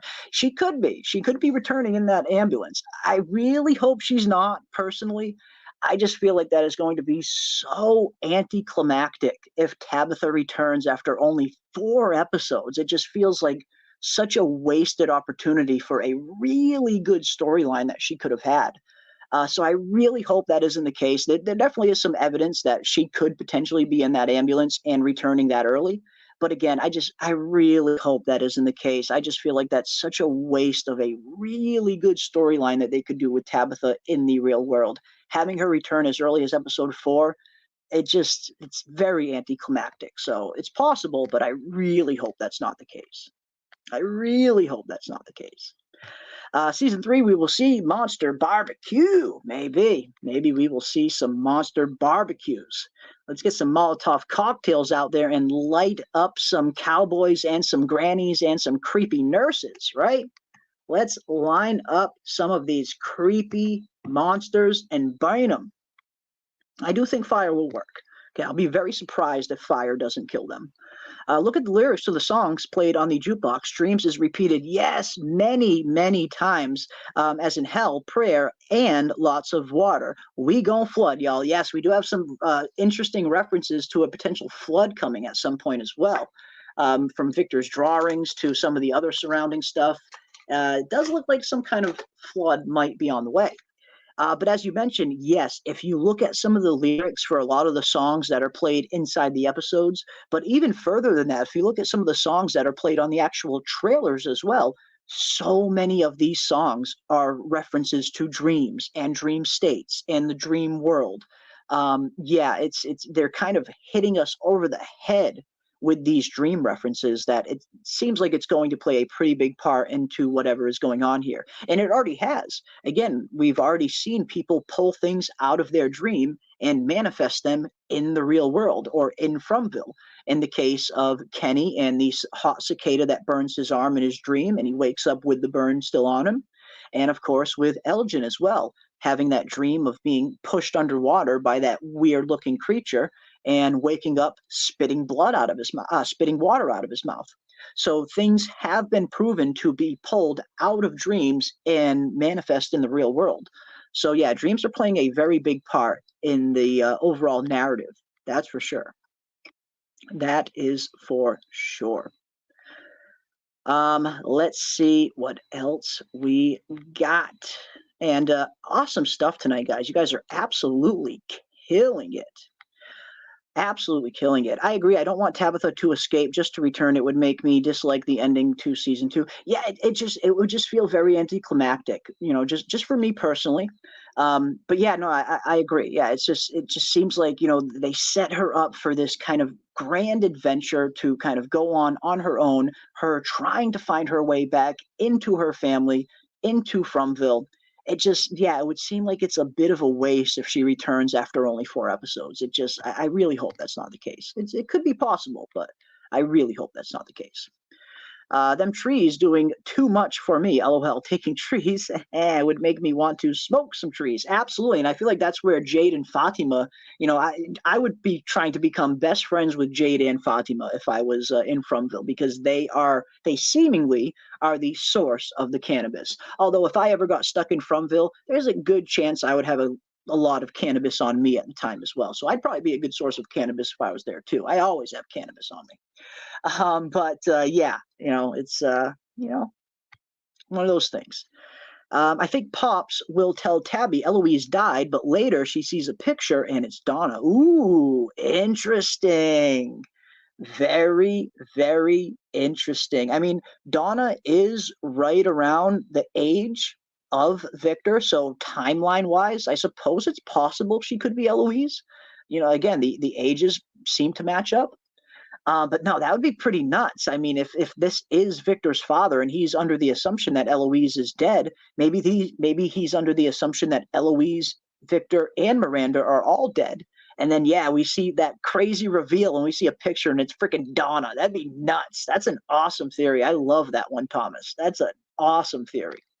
That would be so trippy, and that would certainly qualify for quote unquote mind bending discovery that Tabitha is going to find in episode 3. So I like that one.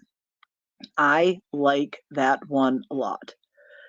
Awesome stuff. I think Tabitha will get back to Fromland in season 5. Now, see, that's a little bit more online that I was hoping, or at least season 4, or at the very least, the very end of season 3. You know, let this storyline play out. Let's see Tabitha go through some real hardships and have to go on a real kind of detective style storyline to find her way back into Fromville, finding out clues, finding people that might know something about Fromville. I mean, there's just so many really interesting possibilities that a writer could do with that storyline. So yeah, to see her return after only 4 episodes, such a waste of a good storyline if that's the case. Such a waste. But who knows? I guess we shall see. I hope Victor teams up with Jade to solve the mystery of the symbol. Yes, yes, yes, yes, yes, yes.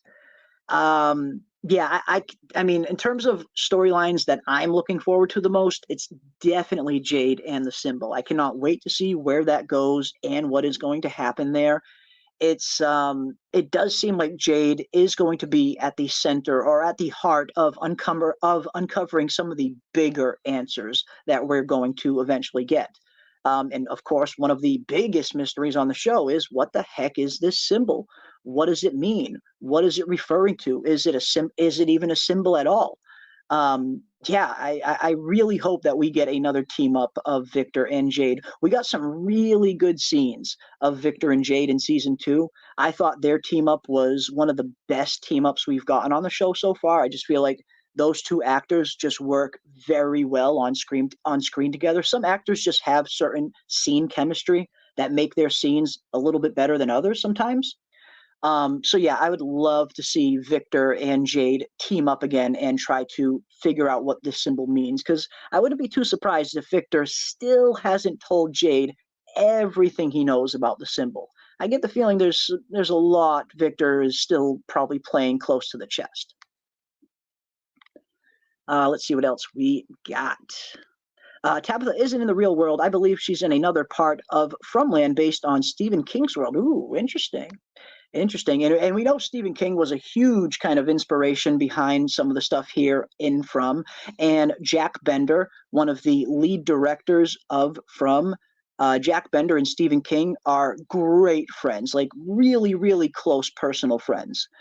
So yeah, I wouldn't be surprised if we see some more references to Stephen King. And in Taryn's theory, he believes that Stephen King might actually even show up, that we'll actually be visiting Stephen King's house. And that could be pretty interesting. But I do think, if not, we will at least be getting some more references to Stephen King throughout the show, because it does seem like he was some kind of inspiration. And again, he's very good friends with Jack Bender. Elgin dying in the flood, that's a good theory. I do like that theory as well. And maybe that's what that was foreshadowing. We see Elgin wake up, spitting out all that blood. He damn near almost drowned in that dream alone.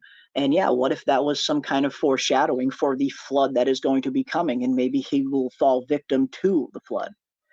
I like it. I like it.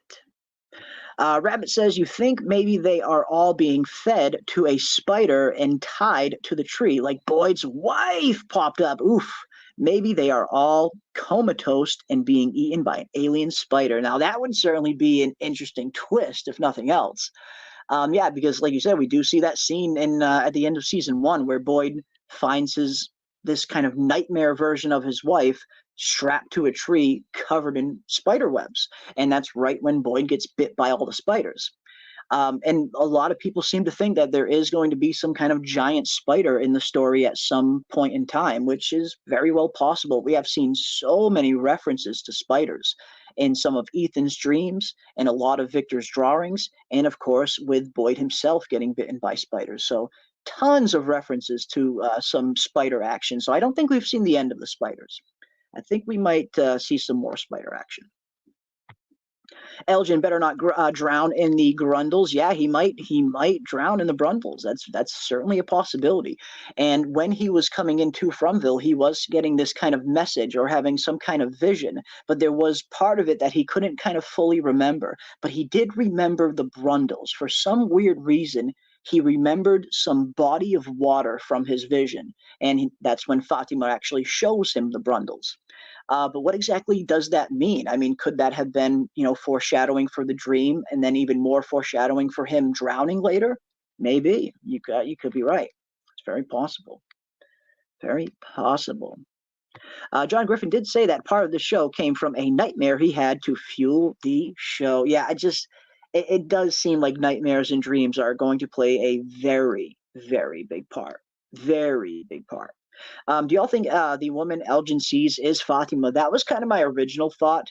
I remember when that scene first popped up, the first thing that kind of popped into mind for me was the kimono, the attire that weird, ghastly entity was wearing. It not only has almost the exact same hair as Fatima, but it's wearing one of those kimonos that Fatima is always wearing. So that was kind of my first instinct. I thought, could this be Fatima or some kind of maybe foreshadowing of what Fatima might turn into. We do know that Fatima is going through some very strange, weird pregnancy right now. What if this pregnancy turns Fatima into something unrecognizable? What if Elgin was seeing a future version of Fatima, even? I don't know. I have no idea, but that weird, ghastly looking entity, it did look a lot like Fatima in terms of characteristics, physical characteristics. So yeah, I guess we'll have to wait and see. And it does look like we might see that creature return. There was a casting call that season 3 put out months and months and months ago before filming started, and one of the casting calls was them looking for a specific actress, and the description of the character that they were looking for sounded an awful lot like the Fatima looking creature that we've already seen in season 2. So don't be too surprised if we see that weird creature pop up again in season 3. Awesome stuff, guys. Yeah, you guys are killing it. You guys are absolutely killing it tonight. Hell yes, I love it.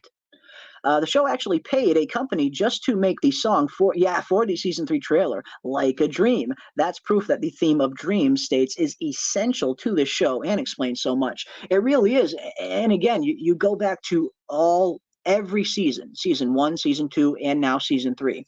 Every single trailer that they have put out since season 1, every song that plays in the trailers has some kind of reference to dreams.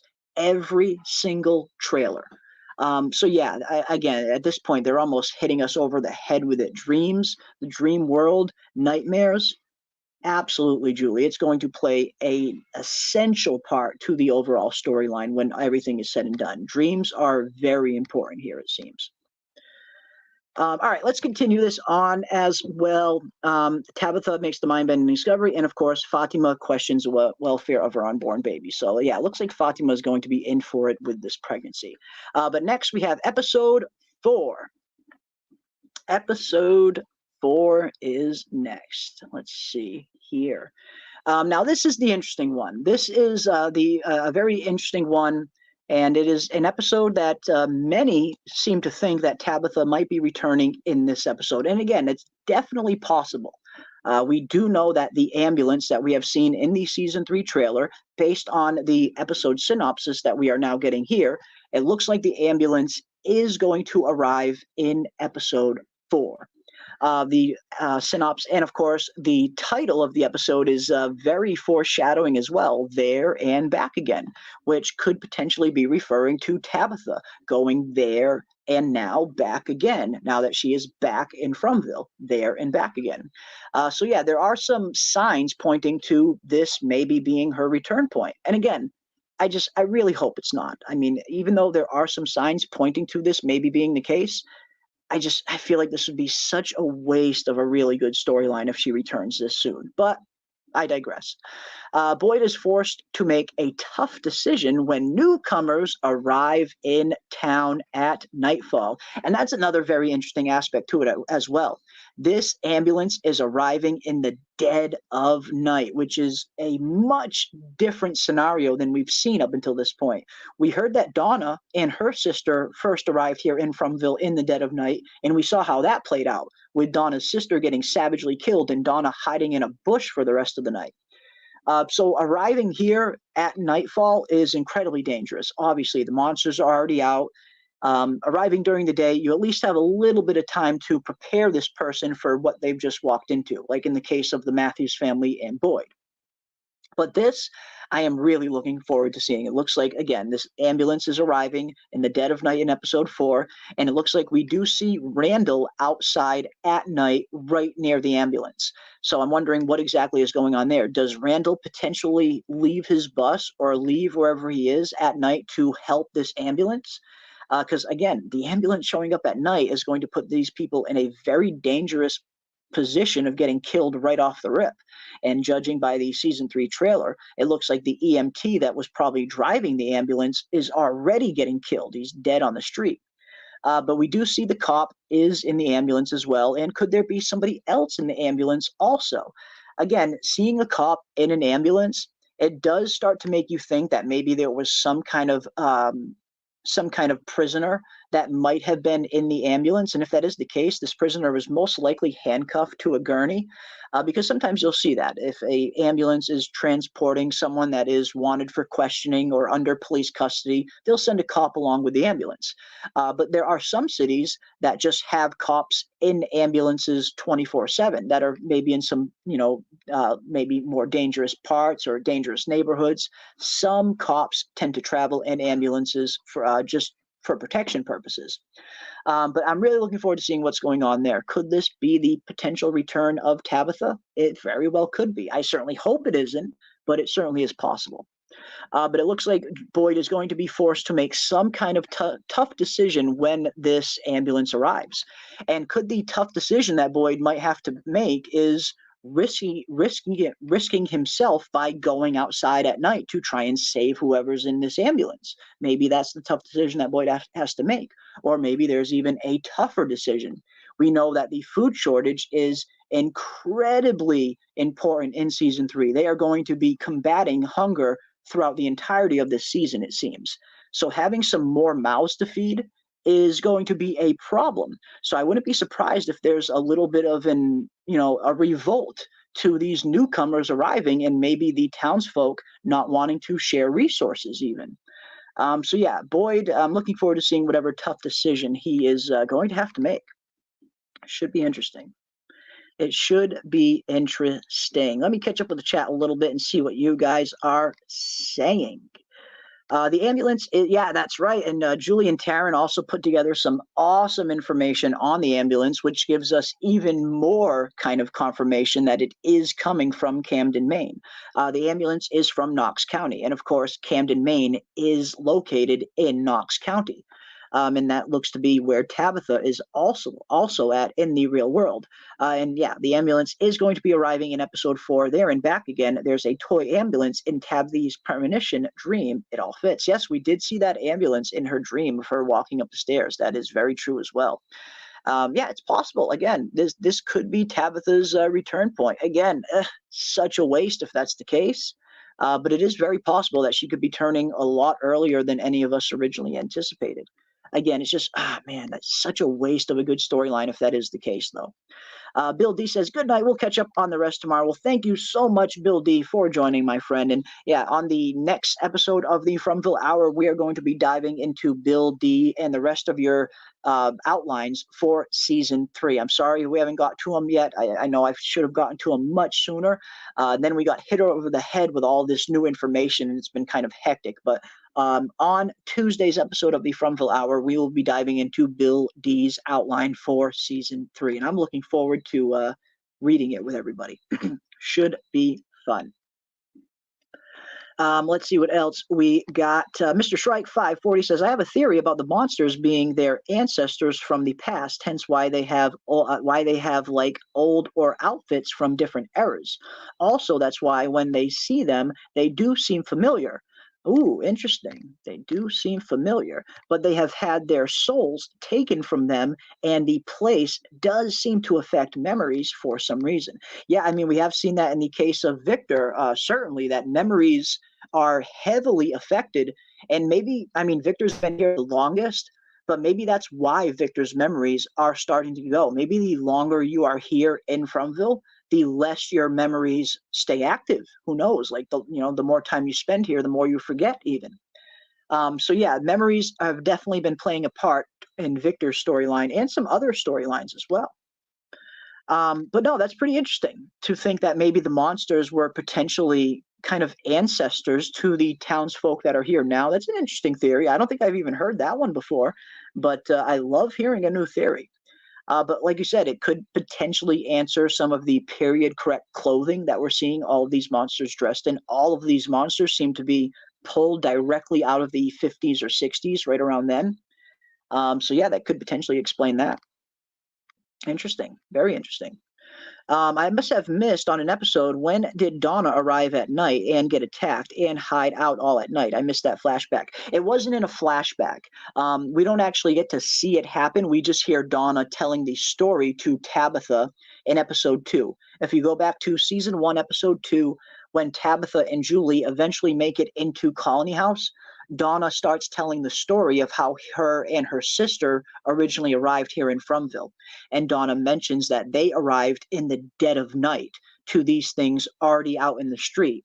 Donna's sister gets out of the car and confronts one of them, only to get savagely killed by the monster, at which point Donna runs into the forest and hides in a bush for the rest of the night. We don't actually see the scene in a flashback, unfortunately, but we do hear Donna talk about it to Tabitha. Again, and I believe that's season 1, episode 2. So yeah, we don't see it, but we hear about it.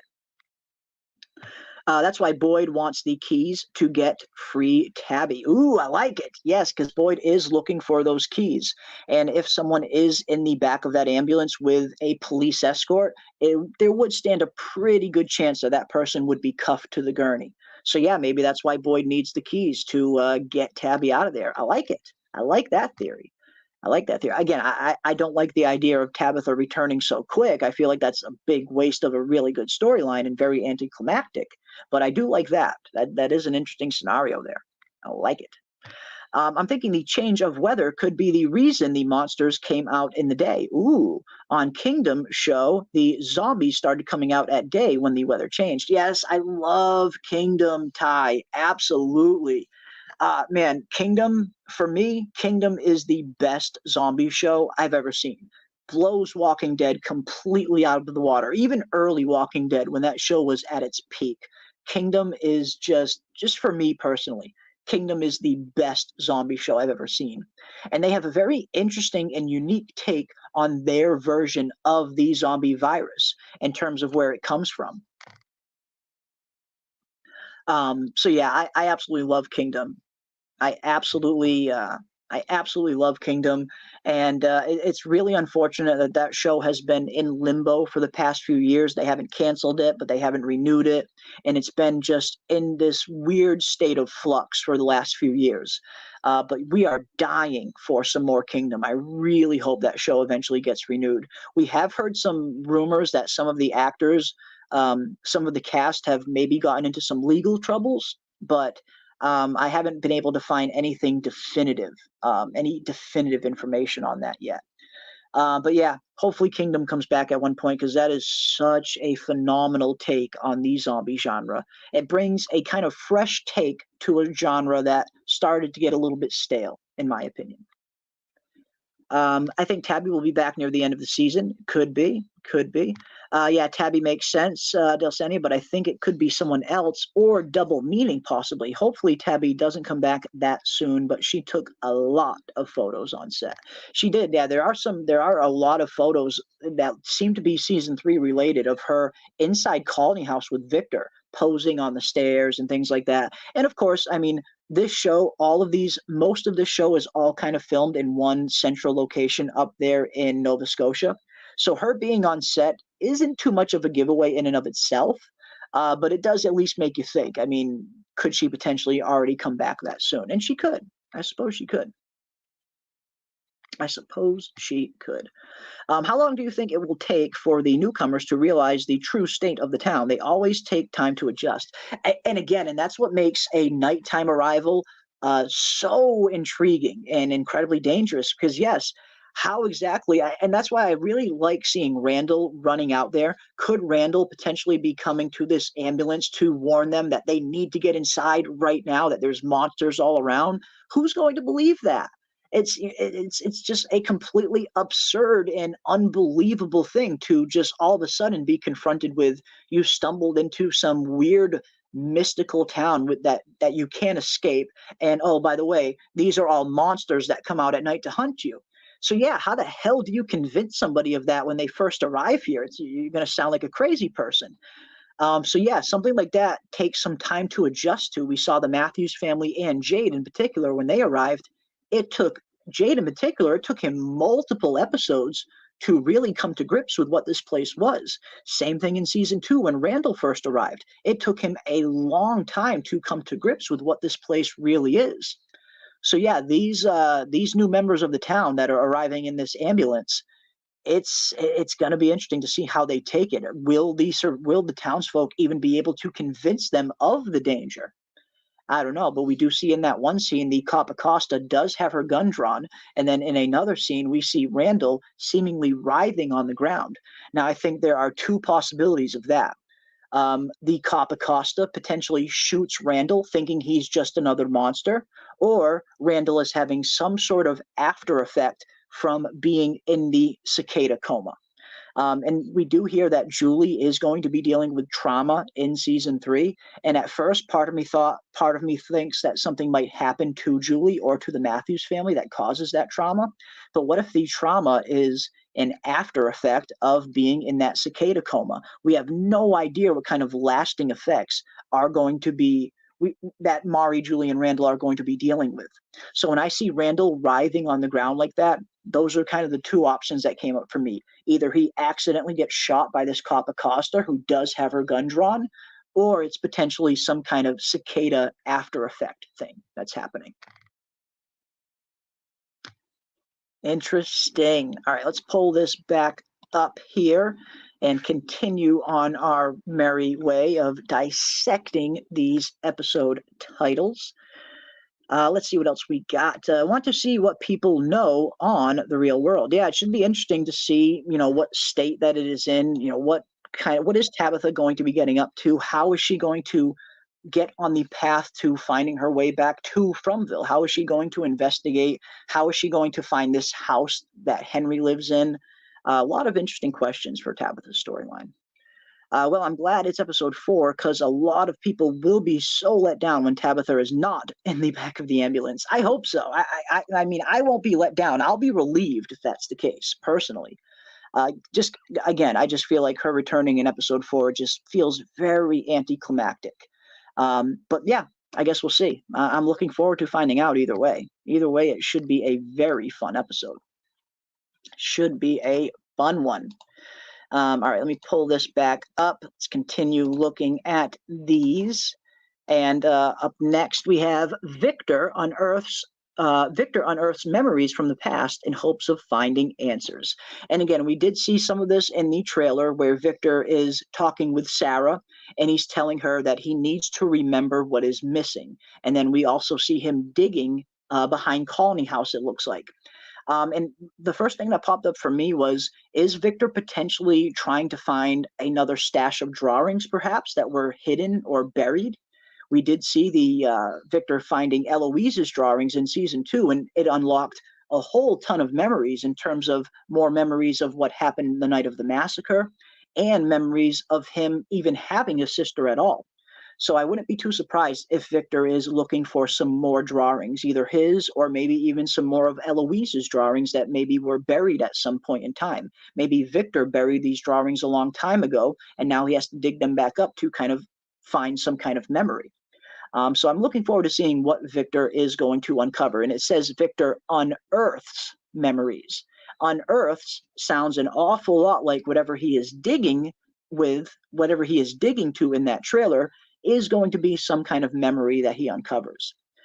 So yeah, I cannot wait to see what Victor is going to find out. They've set up a very interesting kind of plot device with Victor and his memories in terms of it could be a very interesting plot device for the writers to provide answers to us, the audience, every once in a while, where maybe we'll get some scenes here and there where Victor has these profound memories come back to them, and in turn it also gives us some answers as the audience and kind of propels the plot forward a little bit. So it's a very, very clever plot device setting up Victor's memories the way that they have. Again, these writers are incredibly genius when it comes to potentially setting up storylines and when it comes to adding new characters to the show really anytime they want. The mechanism on how this town works, all you need to do is have a car arrive and boom, you all of a sudden have new characters on the show. So again, I got to hand it to the writers. They have really set up some very interesting kind of plot devices for them to really advance the plot and add new characters to the show anytime they want, really. So I must say I'm impressed with that. Let's see what else we got.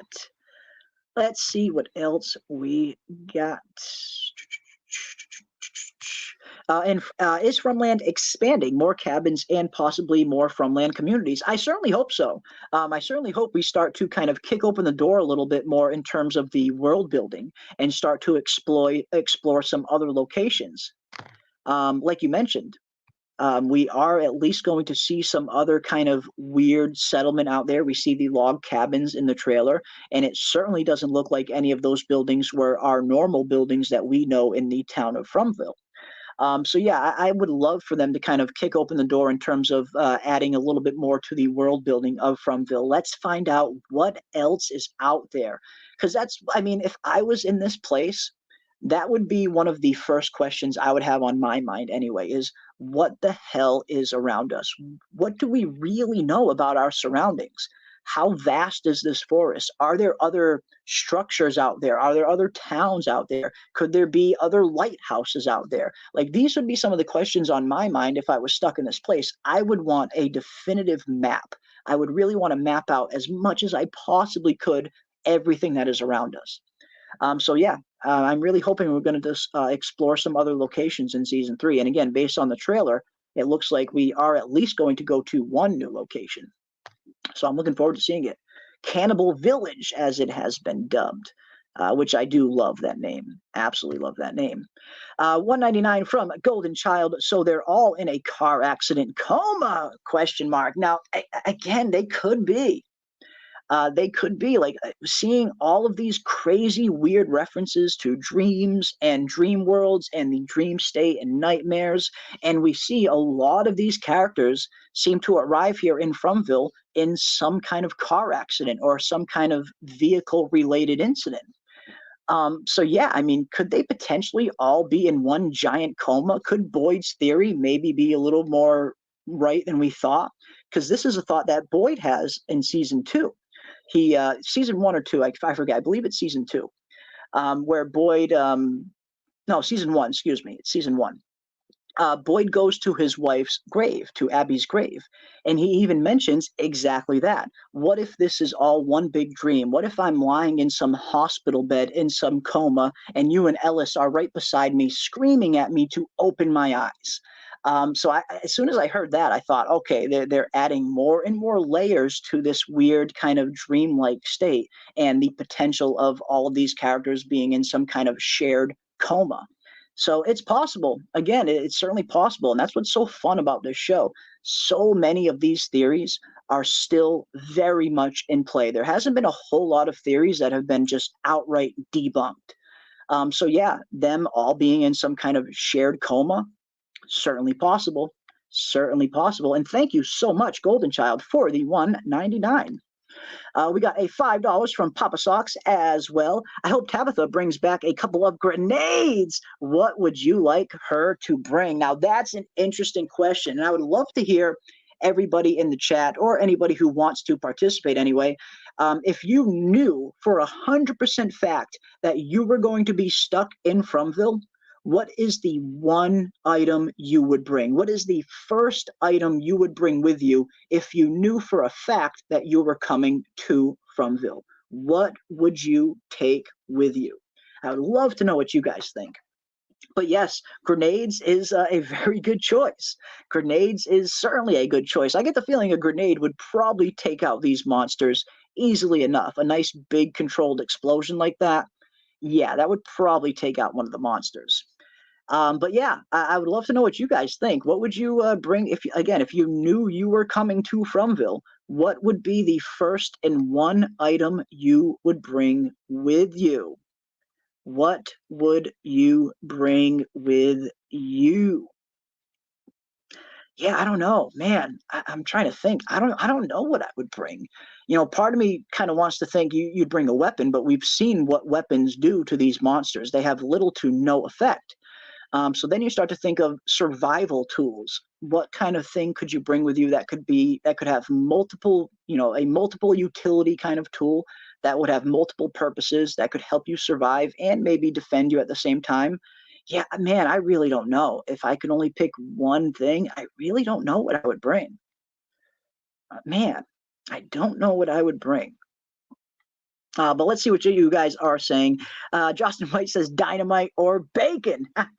Yes, two very good answers. I like it. Burn the forest down, illegal mods. And again, that's an interesting proposition. Now, on one hand, you could try and burn this whole forest down and really truly see everything that's around you. But then again, you very much run the risk of burning the entire town down along with it. It's not like they can really control a burn like that here in Fromville. So yeah, as great as the reward could potentially be, the risk is just as great there. So, but hey, if you like to live dangerously, maybe. A hot air balloon with gas, says Kiwi Skirt. Now, I love this. I mean, a hot air balloon is actually a very good choice. Not only does that kind of make me think of Lost, and when we first get introduced to Ben Linus, when he's trying to portray himself as Henry Gale in his hot air balloon around the world. But yes, having a hot air balloon in Fromville, at the very least, then you'd be able to go up incredibly high and finally really see everything that's around you. Get a real sense of your surroundings. Just find out what exactly is out there. And yeah, a hot air balloon would give you that kind of bird's eye POV to find that out. Fire launch, awesome, awesome, awesome. If it's a dream-like state, it is Cthulhu caused them. Ooh, man, now you're speaking my language. Now you are speaking my language, Chicago-made gaming and media. Yeah, I'm a huge Lovecraft fan. I love the Cthulhu mythos, the Cthulhu story, and all of the tie-in stories that go along with it. And yes, when we see that kind of that second symbol down there on the cave paintings, the one next to Jade, the red symbol, it does bear a very similar resemblance to a Cthulhu-like creature.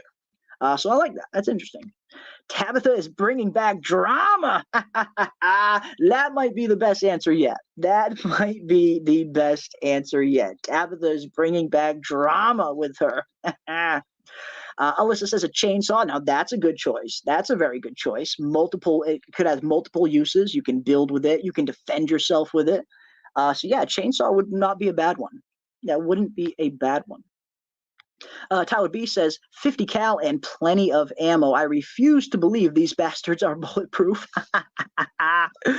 Maybe, maybe you just haven't maybe Boyd just hasn't employed the a high enough caliber of bullet. Maybe we do need a full-on 50 cal to really take these monsters out.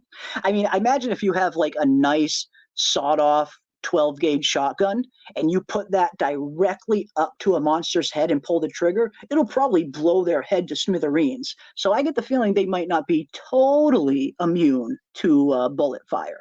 So yeah, you might be right, Tyler. You might be right.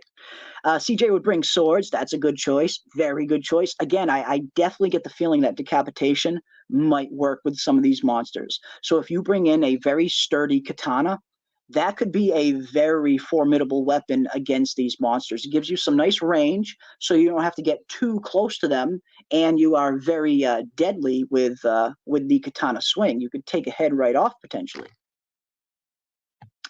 So yeah, that's a good one. Purple Alizé would bring paper. Yes, you got to bring some rolling papers, if that's what you mean. If maybe you're referring to some other kind of paper. But yeah, I mean, we saw Jade. He ran out of papers super fast, and now he's left to improvise. And who wants to make a weird Fromville homemade pipe? Give me papers any day.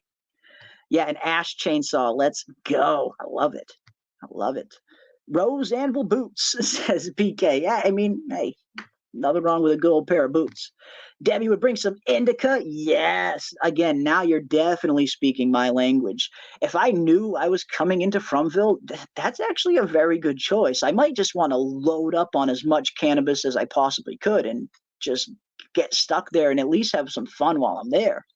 You know, have some nice, fishbowl sessions in the ambulance even. Yeah, cannabis would be a good decision. I like it. I like it. Kiwi Skirt says a Bible, maybe because maybe there are none because the monsters are afraid of them. Ooh, now that's interesting. That is interesting. Yeah, a lot of us have been wondering why there's no Bible in Fromville. You know, you got all these other kind of books. You have all of this crazy different assortment of all of these different people from tons of different walks of lives, including a priest, all getting stuck here. You mean to tell me not one of them had some kind of travel Bible or a Bible in their car or something when they got stuck here? It's very weird that there's no Bible here, but maybe that's it, Kiwi. Maybe the monsters are afraid of the Bible. Maybe it's a weapon. I don't know. That's an interesting theory, though. Interesting theory. Oh, fire launcher is the solution. Yes, a nice flamethrower. That would be the answer right there. Again, I'd be so surprised if fire doesn't kill these monsters. I'm almost positive fire would probably work. And if you have a nice flamethrower with some good range to it, yeah, you're going to be taking out monsters left and right. So that's a good choice. That is a good choice. A bomb to throw in the cave, says Julie Barbara. Oof, take them all out one fell swoop. It's certainly a bold strategy, a very bold strategy. Try to take out all these monsters and potentially maybe even collapse the cave on top of them. So yeah, a bomb could be an interesting one. I still say grenades after hearing you say it aloud. Yeah, again, grenades would be a good choice. You could drop a few grenades into those caves and then run the other way, collapse the entrances, and hopefully collapse the caves on the monsters themselves, either killing them or trapping them in those caves for good. So yeah, grenades or explosions would be interesting. Interesting. Yeah, Jostin's was hilarious. Dynamite or bacon.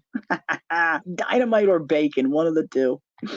CJ would bring socks as well. I mean, you can never go wrong with some good, comfortable socks. I mean, I don't know, maybe it's just me, but sometimes after a long day at work, I work outside, I work construction.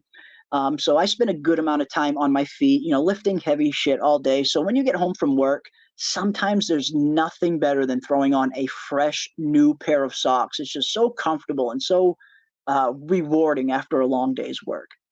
And anyone who spend all day on their feet, you probably know what I'm talking about. Tabitha needs to throw a grenade in the top of the lighthouse, and hopefully the boy in white is there to kill two birds, says Ty. Yes! Just chuck one grenade right up there to the top of the lighthouse, take the thing out, and maybe bring down this entire Fromville entirely. I still get a feeling that, we see the mechanism for how Boyd's torch worked in revealing that room where he first encountered Martin. And then we see the lighthouse, and at the top of the lighthouse is a flame encased with glass. And it looks like that glass has been broken. It looks like someone, at some point in time, it looks like someone might have tried to put that flame out. And I wouldn't be too surprised if maybe that flame is the thing that is powering Fromville. What if that flame being on in the lighthouse is just a larger version of Boyd's torch? What if putting out that flame all of a sudden makes Fromville visible to the real world? I always thought that would be an interesting theory, but who knows? Who knows? But yeah, interesting stuff, guys. Interesting choices. A katana, yeah, a katana would be a formidable weapon. Again, you get the good reach and you can take their head off real quick, which I do think would work. Bringing Bibles is a good idea. Yep, good idea indeed. Awesome stuff. Yeah, the hot air balloon, just, yes, voila, with the hot air balloon. I like it. I like it.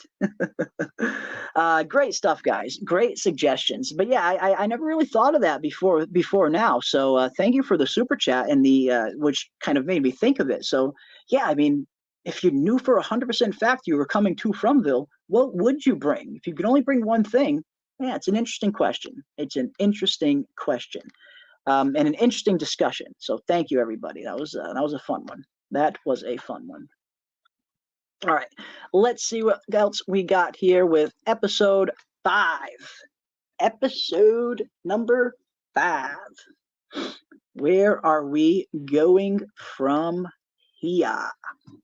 Episode 5 is entitled The Light of Day. Interesting. Victor must face a painful reminder of his past. Julie looks for ways to cope with her trauma. Boyd struggles to keep the town safe as the residents begin to question his judgment. Tabitha tries to adjust to her new surroundings.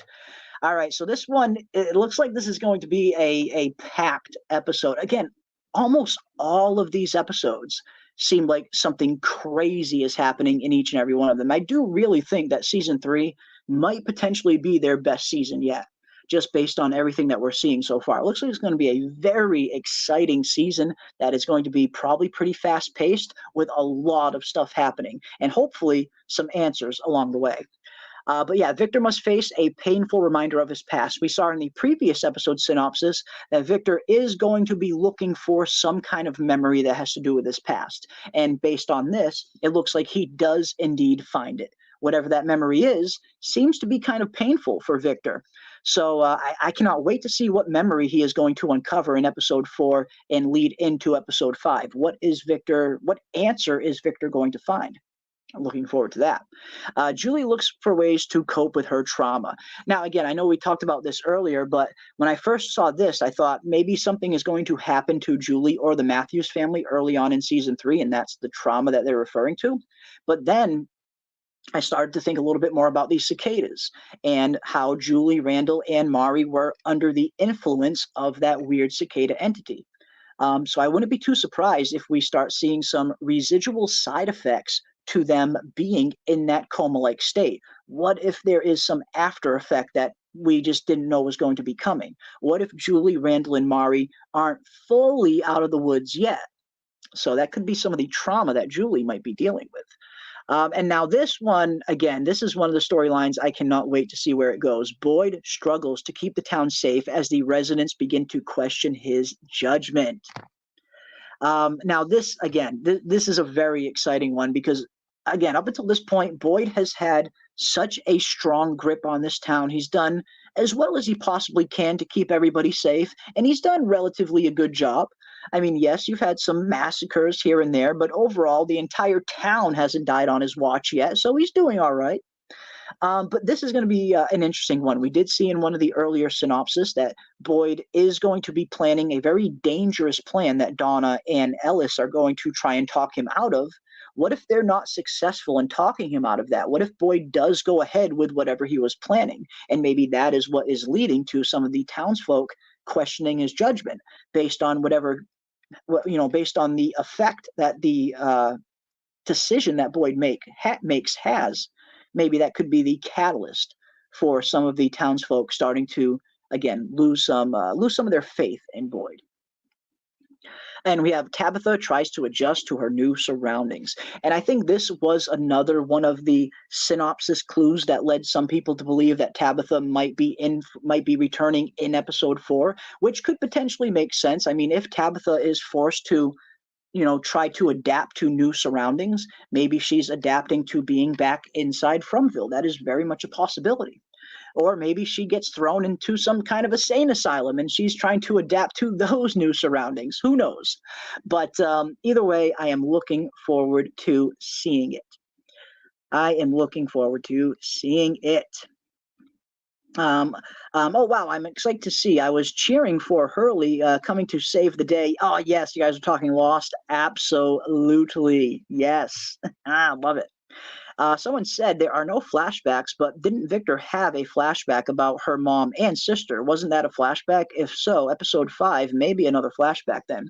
Yes, I mean, the show mentioned that they're not going to do flashbacks in the sense of finding out a whole lot about who these people were before they got stuck here in Fromville. Those kind of flashbacks we're not going to get a whole lot of is how I interpreted what they said. But we are going to be getting some flashbacks. I mean, look at, like you said, the instance of Victor in season 2 having the flashback memory to remembering that he had a sister. We have seen some other flashback scenes to that 1978 massacre. But we also get almost an entire episode of flashbacks in season 1. Season 1, episode 8 is the episode where we find out how Boyd arrives in Fromville. And we find out all of that via flashback. We find out how Boyd discovers the talismans. We find out how Boyd really whipped this town into shape. All of that came in flashbacks. So I do think we will continue to get flashbacks like those.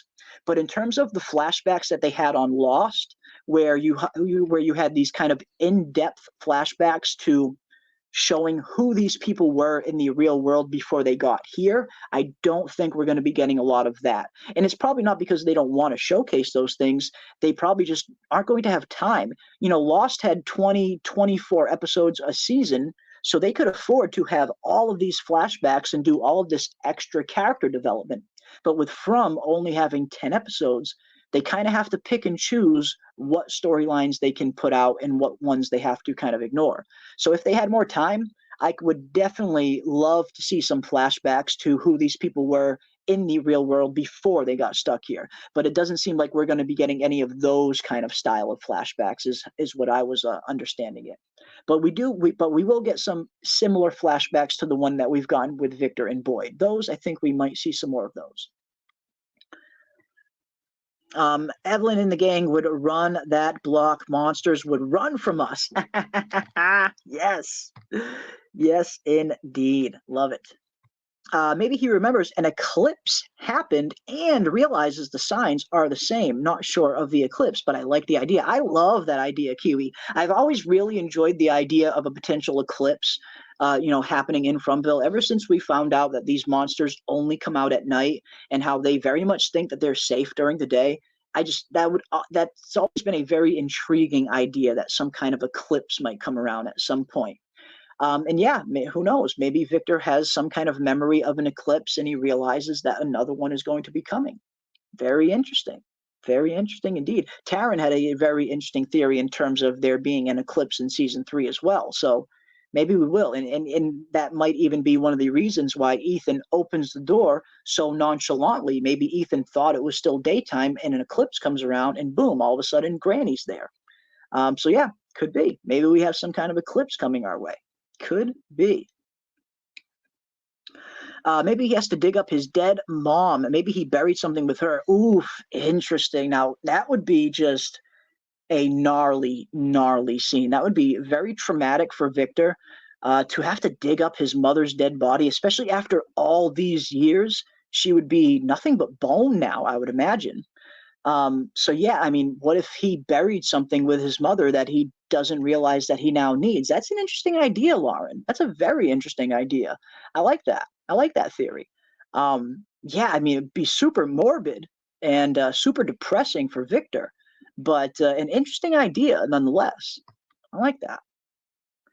I think the conversation with Boyd I think the conversation Boyd has with Donna that we see in the trailer happens after Donna dies, is like when Boyd talks to Father Cautry in season 2. Ooh, interesting, Mr. Moon Knight.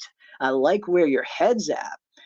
Yeah, I mean, I love these scenes that Boyd and Jade were having with the dead Father Cautry returning, and in Jade's case, the dead bartender Tom returning. And I do think we're going to get more scenes like that. We do know that the actor who played Tom was in Nova Scotia at the time of the season 3 filming, and it looks like he could potentially be making a cameo in season 3.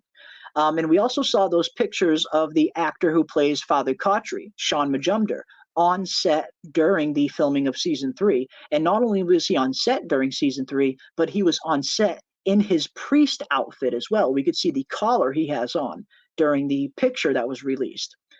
So I wouldn't be too surprised if we see a dead Father Cautry and a dead Tom the bartender both return in some kind of cameo in this season. But no, that's an interesting idea that maybe Donna might potentially get killed and Boyd is speaking to her in a similar manner of her coming back. That could be interesting.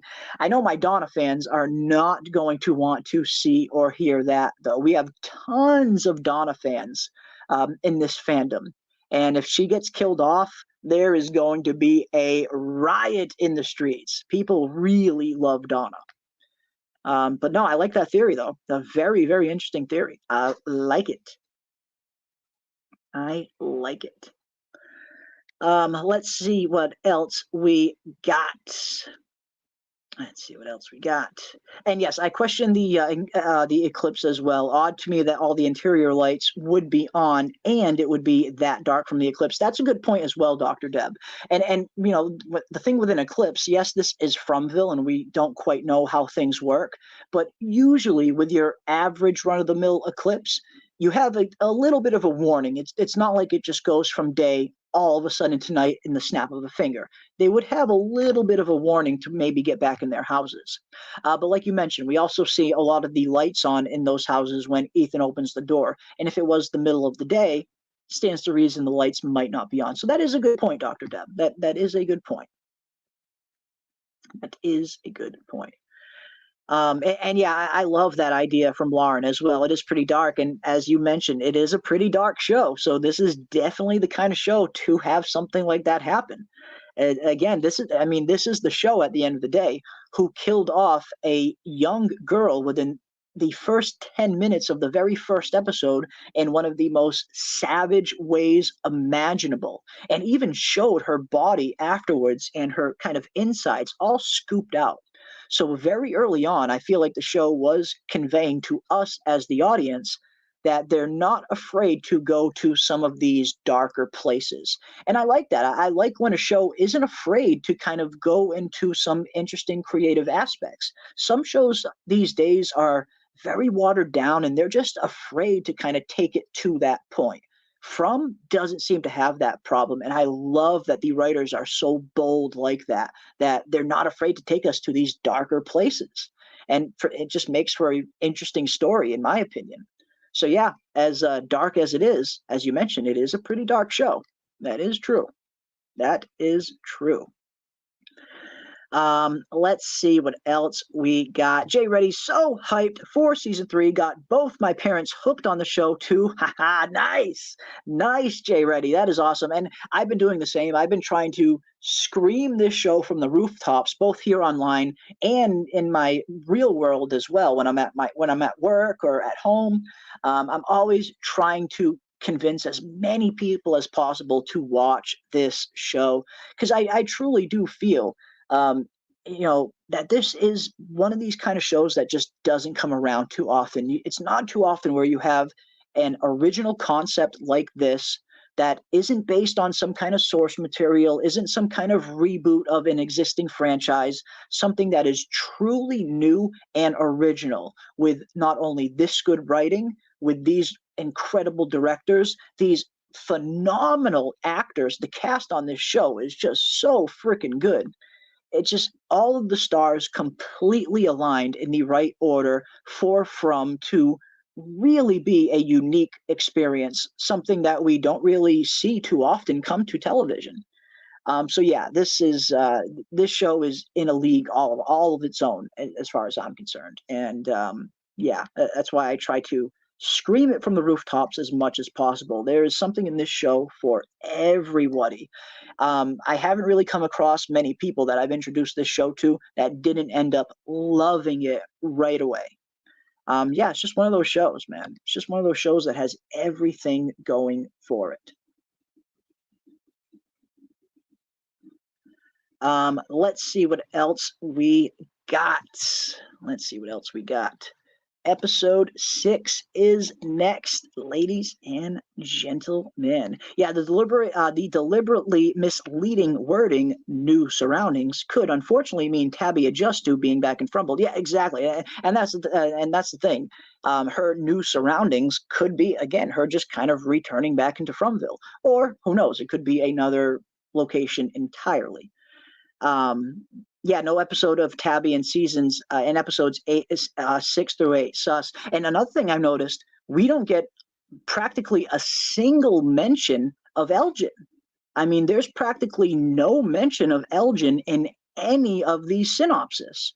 There's no mention to Tilly, no Fanny Pat Granny, which is understandable. I mean, Fanny Pat Granny is more of a secondary character, but Elgin, he's a little bit more of a prominent character than Fanny Pat Granny. I was very surprised that we didn't really get any kind of references to Elgin in any of these synopses, which I thought was pretty weird. And even when we look at the trailers, Elgin is in one single scene in the trailers, and then we don't see him again in any of the promotional material. So yeah, I don't know what's happening with Elgin, but he's certainly not very prominent in the promotional material, which is leading me to believe that maybe we need to be a little worried about that. Or maybe his parts in season 3 are just a little too spoilery, that they don't really want to show a lot of his storyline. That's possible as well. But I found it very interesting that there's no Elgin in any of these synopses, and barely any Elgin in any of the trailers as well. But yeah, I guess we'll see. Jade can be pretty funny, though. He can. I mean, again, you guys know me. Jade is my favorite character, and, of course, my favorite clip. All right, ding-dongs. It's almost go time. Anybody fucks this up, you spend a night in the box. Anybody fucks this up, you spend a night in the box. Yeah, Jade is great. I mean, he's got some of the best dialogue. He's super witty, super hilarious. He's got one of the most intriguing storylines in the entire show, with him being plagued with seeing this symbol and trying to solve it. Yeah, you can't go wrong with Jade. I mean, who doesn't love some Jade? Who doesn't love some Jade? Who doesn't love some Jade? And yes, Sarah as well. Yeah, Sarah isn't in a whole lot of the synopsis as well. And we don't really see a whole lot of Sarah in the trailers either, now that I think about it. We do have that one scene in the trailers of Sarah talking to Victor. But yeah, we don't see a whole lot of Sarah in the trailers either. And yeah, like you mentioned, not a whole lot of her in the synopsis either. So again, does that mean Sarah is potentially on the chopping block? Or is Sarah's storyline just maybe a little too spoilery that they don't want to give us any hints towards it? I don't know. I don't know. Could be either. Could be either. Oh, we got Teflon TV in the building. What is up? The Teflon Don, the man, the myth, the legend. Welcome, sir. I had an absolute blast on the From stream that Tony hosted over on his channel last week. It was awesome. He got so many awesome From creators together, and we had a blast just talking about all things Season 3. Definitely check out that stream on the replay if you guys haven't already over on Tony's channel. And thank you for joining us tonight, my friend. Welcome, welcome, welcome. I can't wait, man. I cannot wait for Season 3 to get here. I can't believe we are only around 3 freaking weeks away. What is it, 22, 23 days or so? I can't wait, man. I just cannot wait for From to get here. This is the most intriguing show that is on TV right now. And I cannot get enough of it. I cannot get enough of it. And I cannot get enough of talking about it as well. You know, probably one of the most intriguing parts of the show isn't even watching the show. It's discussing it afterwards with all of you. And that's what makes this show and this fandom so fun. It does feel like we are kind of collectively, actively trying to solve these mysteries together. And that's what makes this fandom so special. Again, I've been a part of so many fandoms in my day, from comic book to movies to A Song of Ice and Fire, House of the Dragon, Game of Thrones, this, Walking Dead, Shogun. So many great fandoms out there, but I can honestly say this From fandom is probably the most welcoming fandom I've ever been a part of, and probably the coolest fandom to be a part of as well. It's just awesome. I'm so pumped for Season 3. Absolutely pumped for Season 3. And as Season 3 goes, now we are on Season 3, Episode 6, which is entitled Scar Tissue. And the synopsis reads, Fatima and Ellis make a big decision about her pregnancy. Boyd fears for the future of his family. Tensions rise in the Matthews house. Randall opens up to Marielle about his fears. Now, some of these things we did see previews of in some of the trailers, specifically the Randall and Marielle conversation. But first, again, Fatima and Ellis make a big decision about her pregnancy. They've been teasing us with this all season in terms of all of these synopsis. It seems like we are progressively starting to see Tabitha's pregnancy get worse and worse and worse as the season goes on, which I think a lot of us anticipated. I think most of us had a feeling that this wasn't going to be a normal pregnancy. I think all of the signs are there in terms of the foreshadowing from Ellis having all of these thoughts of the baby being born with fangs and claws, to the very strange dialogue from Fatima being dead set convinced that she was not even capable of getting pregnant.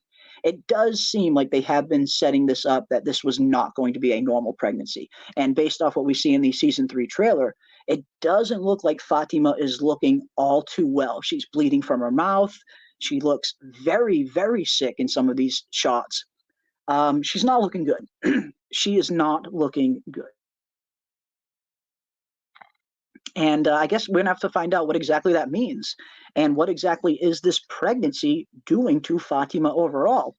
And what is this big decision that Fatima and Ellis are going to have to make? Are they going to get to some certain point where they're going to be faced with terminating this pregnancy maybe, and maybe is that potentially the big decision that they're going to have to make? Is this pregnancy maybe making Fatima sicker and sicker and sicker? And as a result, are they going to be forced with, again, a choice of ending this pregnancy to save Fatima's life, or risking it going on and it maybe potentially killing her? So yeah, it looks like it's going to be a very gnarly season for Fatima. This pregnancy looks like it's going to be just horrific, absolutely horrific. But next we have Boyd fears for the future of his family. And again, this could potentially be tied right back to the Ellis and Fatima storyline. We know Fatima and Ellis are pretty much the only family Boyd has left. You know, his wife is gone. He tragically had to kill his own wife to save his son. I can only imagine what something like that would do to somebody. If nothing else, it's certainly going to make you appreciate what little family you have left. So yes, whatever Boyd is fearing, I get the feeling it could potentially have to do with Fatima and Ellis's pregnancy. So Boyd's going to have some things to look forward to. Big decisions. We got $5 for Papa Socks, and thank you so much, Papa Socks, for another $5. You've been super supportive. Have we ever seen Sarah coming out of a faraway tree exit? No, we don't actually see it. Of course, we do see at the end of season 1, Boyd and Sarah both go into the same faraway tree. Boyd ends up in the shaft, and Sarah, according to Sarah anyway, we don't see where she ends up, but she says her faraway tree takes her directly to Father Cautry's basement. But we don't actually see it. We don't actually see where she ended up. And that's, again, that did raise some questions during season 2. Some people were wondering, is Sarah telling the truth? Did the faraway tree really take her to Father Cautry's? Or did the faraway tree potentially take her somewhere else? Again, it's hard to tell. I get the feeling, since they haven't really returned to that story point, that she was probably telling the truth, that the faraway tree probably did just spit her out into Father Cautry's basement. But no, in terms of your question, no, we haven't actually seen Sarah emerge from any faraway tree exits. It's something that happens off screen. But thank you so much for the $5, and appreciate it. Very much appreciate it. Very much appreciate it. All right, let me pull this back up, get through these last ones. And what's very interesting about the synopsis is they stop at episode 8, which I'm sure most of you guys have seen already. We get the synopsis for the first 8 episodes. We get the titles for all 10 episodes, but we don't get any of the synopsis for episode 9 or 10. And both of those episodes being titled Revelations Part 1 and 2, it stands to reason we are going to get some pretty big answers towards the end of season 3, or at least I really hope that's the case. When we hear Revelations, 2 things kind of come to mind. Obviously, some big kind of reveal about the show, about the town, about something. After all, we did hear John Griffin, the writer and creator of Fromville, state before the season started that the quote-unquote true nature of the town will come into focus. Maybe that is the big reveal that we are going to be getting towards the end of the season, learning a little bit more about the true nature of this town and what it really is. But also, when you hear Revelations, it makes you think of Father Cautry's theory as well. And in season 1, when Father Cautry has Sarah tied up in his basement, he talks about the book of Revelations, and he talks about there being 73 books in total. And he thinks, Father Cautry thought anyway, that they and the people of this town were potentially living the 74th book of Revelations, which of course is another interesting callback to the 7 and 4. Season 2 just smacks us over the head with tons of 7s and 4s. They are very much favoring these numbers for some reason. And maybe that's why, who knows? It seems like Father Cautry certainly thought that they were living the 74th book of Revelations. So maybe the titles, the Revelation titles, could be referring to a big reveal, or maybe a callback to Father Cautry's theory, or maybe even both. A lot of these episode titles do tend to have dual meanings sometimes. So it doesn't have to be one or the other. It could potentially be both. But I am getting ahead of myself. Sorry. We are in episode 6, Scar Tissue. Now, after that, we have tensions rise in the Matthews house. Randall opens up to Marielle about his feelings. Now, in terms of the Marielle Randall scene, we see a little bit of that, I believe, in the trailer where we see Randall talking to someone, presumably Mari, stating that everyone's running around afraid of death. But Randall is starting to think that death maybe isn't the worst thing that can happen to you here. And if anybody knows that, it's Randall. I mean, everything that he went through at the end of season 2, being overcome and possessed by this weird cicada entity and going into that weird coma-like state. If anybody knows that there are worse fates than death here, it is Randall, Julie, and Mari. And so it's going to be interesting to see Randall and Mari share some scenes together, considering they have both been through that very same and traumatic event. And I get the feeling that that might even be some of the trauma that Julie is going to be going through in season 3 as well. Maybe there is going to be some residual effect or some after effect of them being in that cicada coma. But then, of course, we have the tensions rise in the Matthews house. Now, I'm looking forward to seeing what this is about. And now, by the time we get to episode 6, I guess we're going to find out if Tabitha is already back in the town or if she is still back in the real world. And maybe Tabitha's return could potentially lead to some kind of tensions in the Matthews house. That is certainly possible. Or maybe even her absence could still lead to some tensions in the Matthews house. I have to imagine Julie, Ethan, and Jim are going to be incredibly worried about Tabitha. So whether she comes back or not, her presence either in the real world or back in Fromville could be the cause of some of these tensions.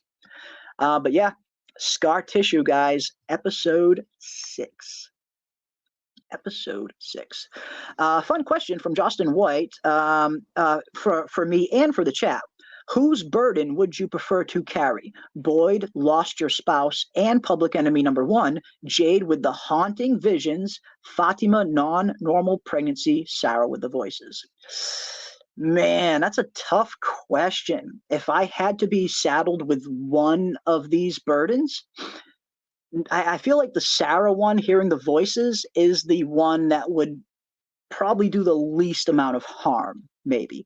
Obviously, what Boyd went through, being forced to kill your own wife to save your child, that is the kind of thing that would destroy most people. So I certainly wouldn't want that one.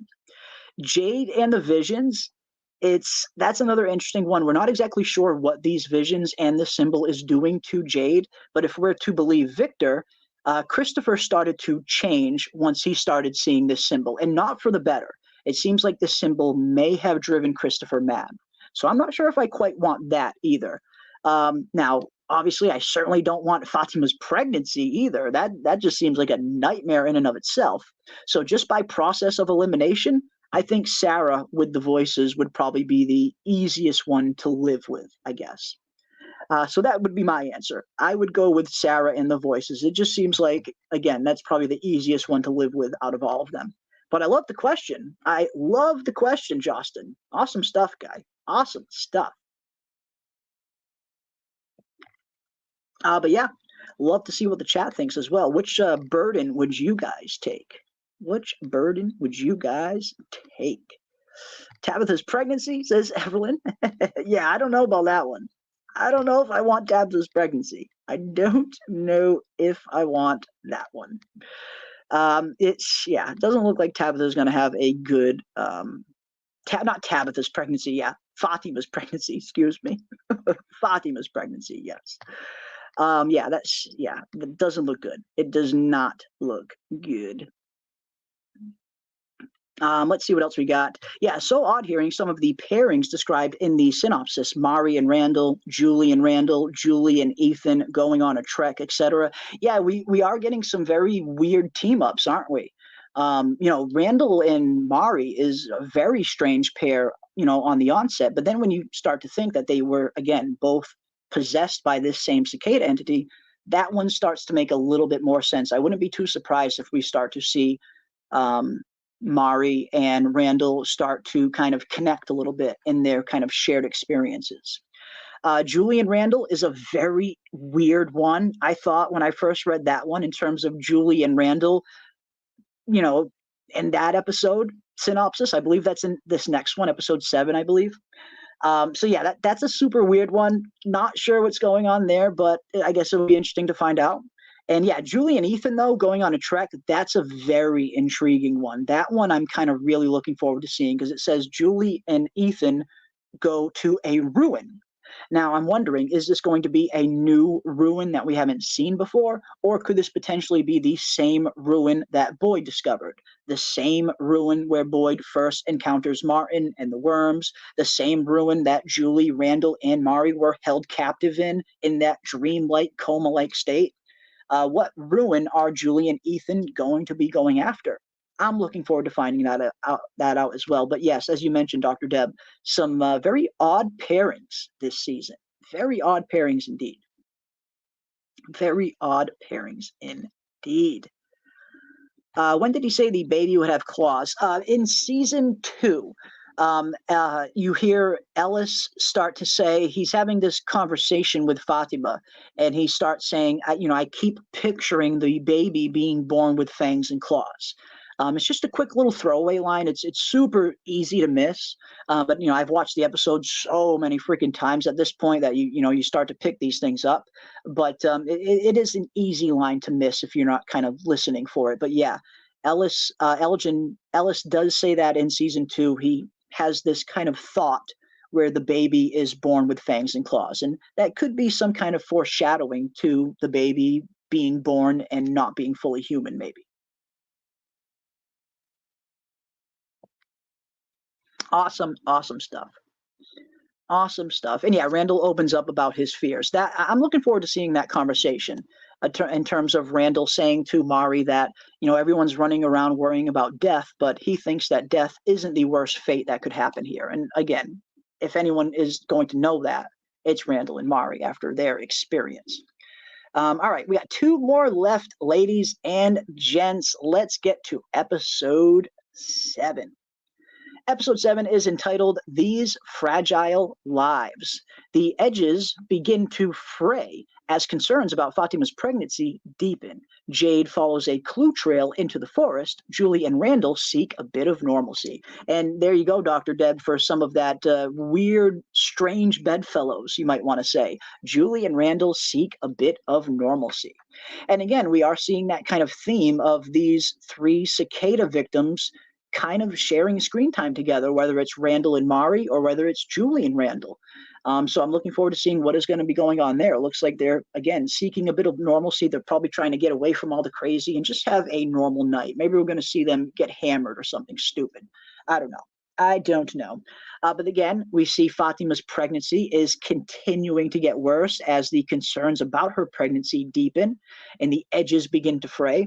So again, it does look like Fatima is progressively going to be getting worse and worse as the season goes on, which, I think a lot of us knew this wasn't going to be your normal 9-month pregnancy. If this was the real world and it was a regular pregnancy, Fatima wouldn't even be showing in season 3.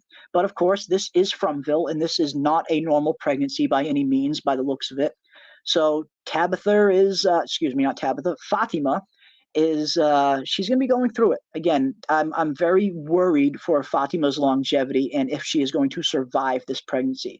And if the baby is going to survive, I get the feeling that at the very least, either Fatima or the baby will die. There's just no way both of them are making it. There's no way both Fatima and the baby are going to make it. One, or at least one, or maybe both of them will die.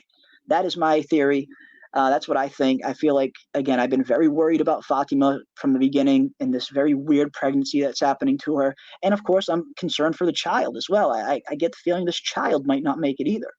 So I'm looking forward to that. And then, of course, we have Jade follows a clue trail into the forest. Now, I think this could possibly be some of the trailers, some of these scenes that we have seen in some of the trailers that we see Jade seemingly having some kind of vision, and he sees the weird guy pop up in front of him, sipping out of the human skull. Now, I know there's been a lot of debate as to whether or not that's an actual vision or if that person is actually really there. I think it's another one of Jade's visions, just based on the guy's appearance, him drinking out of that skull. And if we look at the eye, the wound on his eye is very, very fresh, and we've seen similar circumstances in some of other Jade's visions that have had fresh wounds, like the guy crushed by the boulder in season 1, and all of the body parts in the Civil War flashback that he had in season 1. So yeah, I do think that whatever Jade is seeing there, I do think it is another one of his visions. But yeah, we saw that in the trailer. Jade kind of goes up to this weird red rock, kind of puts his hand on it, and next thing we know, that vision happens. And we also see that person in that vision walk directly up to Jade and seemingly grab him. So I cannot wait to see what is going on there. That again, Jade's storyline is one of my personal favorites, and it is one that I am the most intrigued to learn a little bit.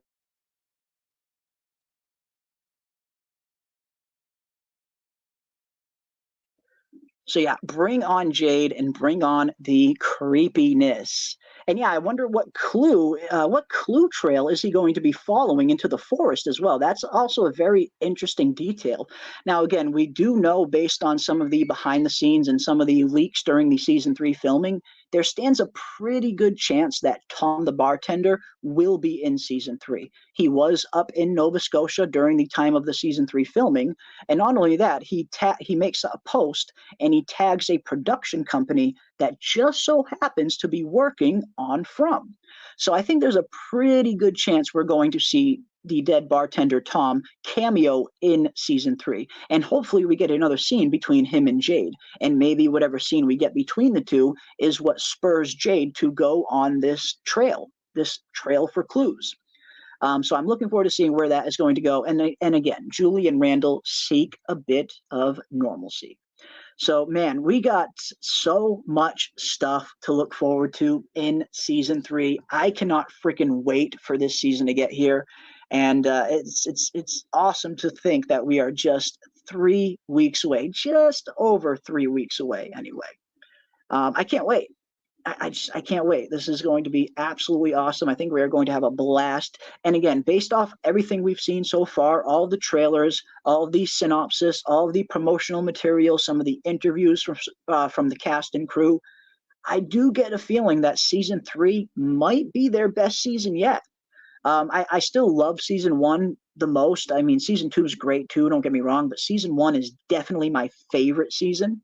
But based off everything I'm seeing here, this very well could maybe be their best season yet. It looks like it's going to be incredibly scary. We do have those statements from some of the actors. The actor who plays Jade in particular says that there wasn't a single episode that didn't give him nightmares in season 3.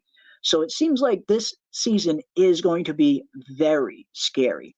And that's what I love. I feel like that's what makes season 1 so good. Season 2 starts to kind of dive a little bit more into the kind of supernatural realm with the cicada entity and all of that. But season 1 is just like a straight up horror show. And I do feel like From is operating on all cylinders when it is kind of staying true to its horror roots. I know it's got tons of genres that they're playing with here, from horror to sci-fi to thriller to mystery.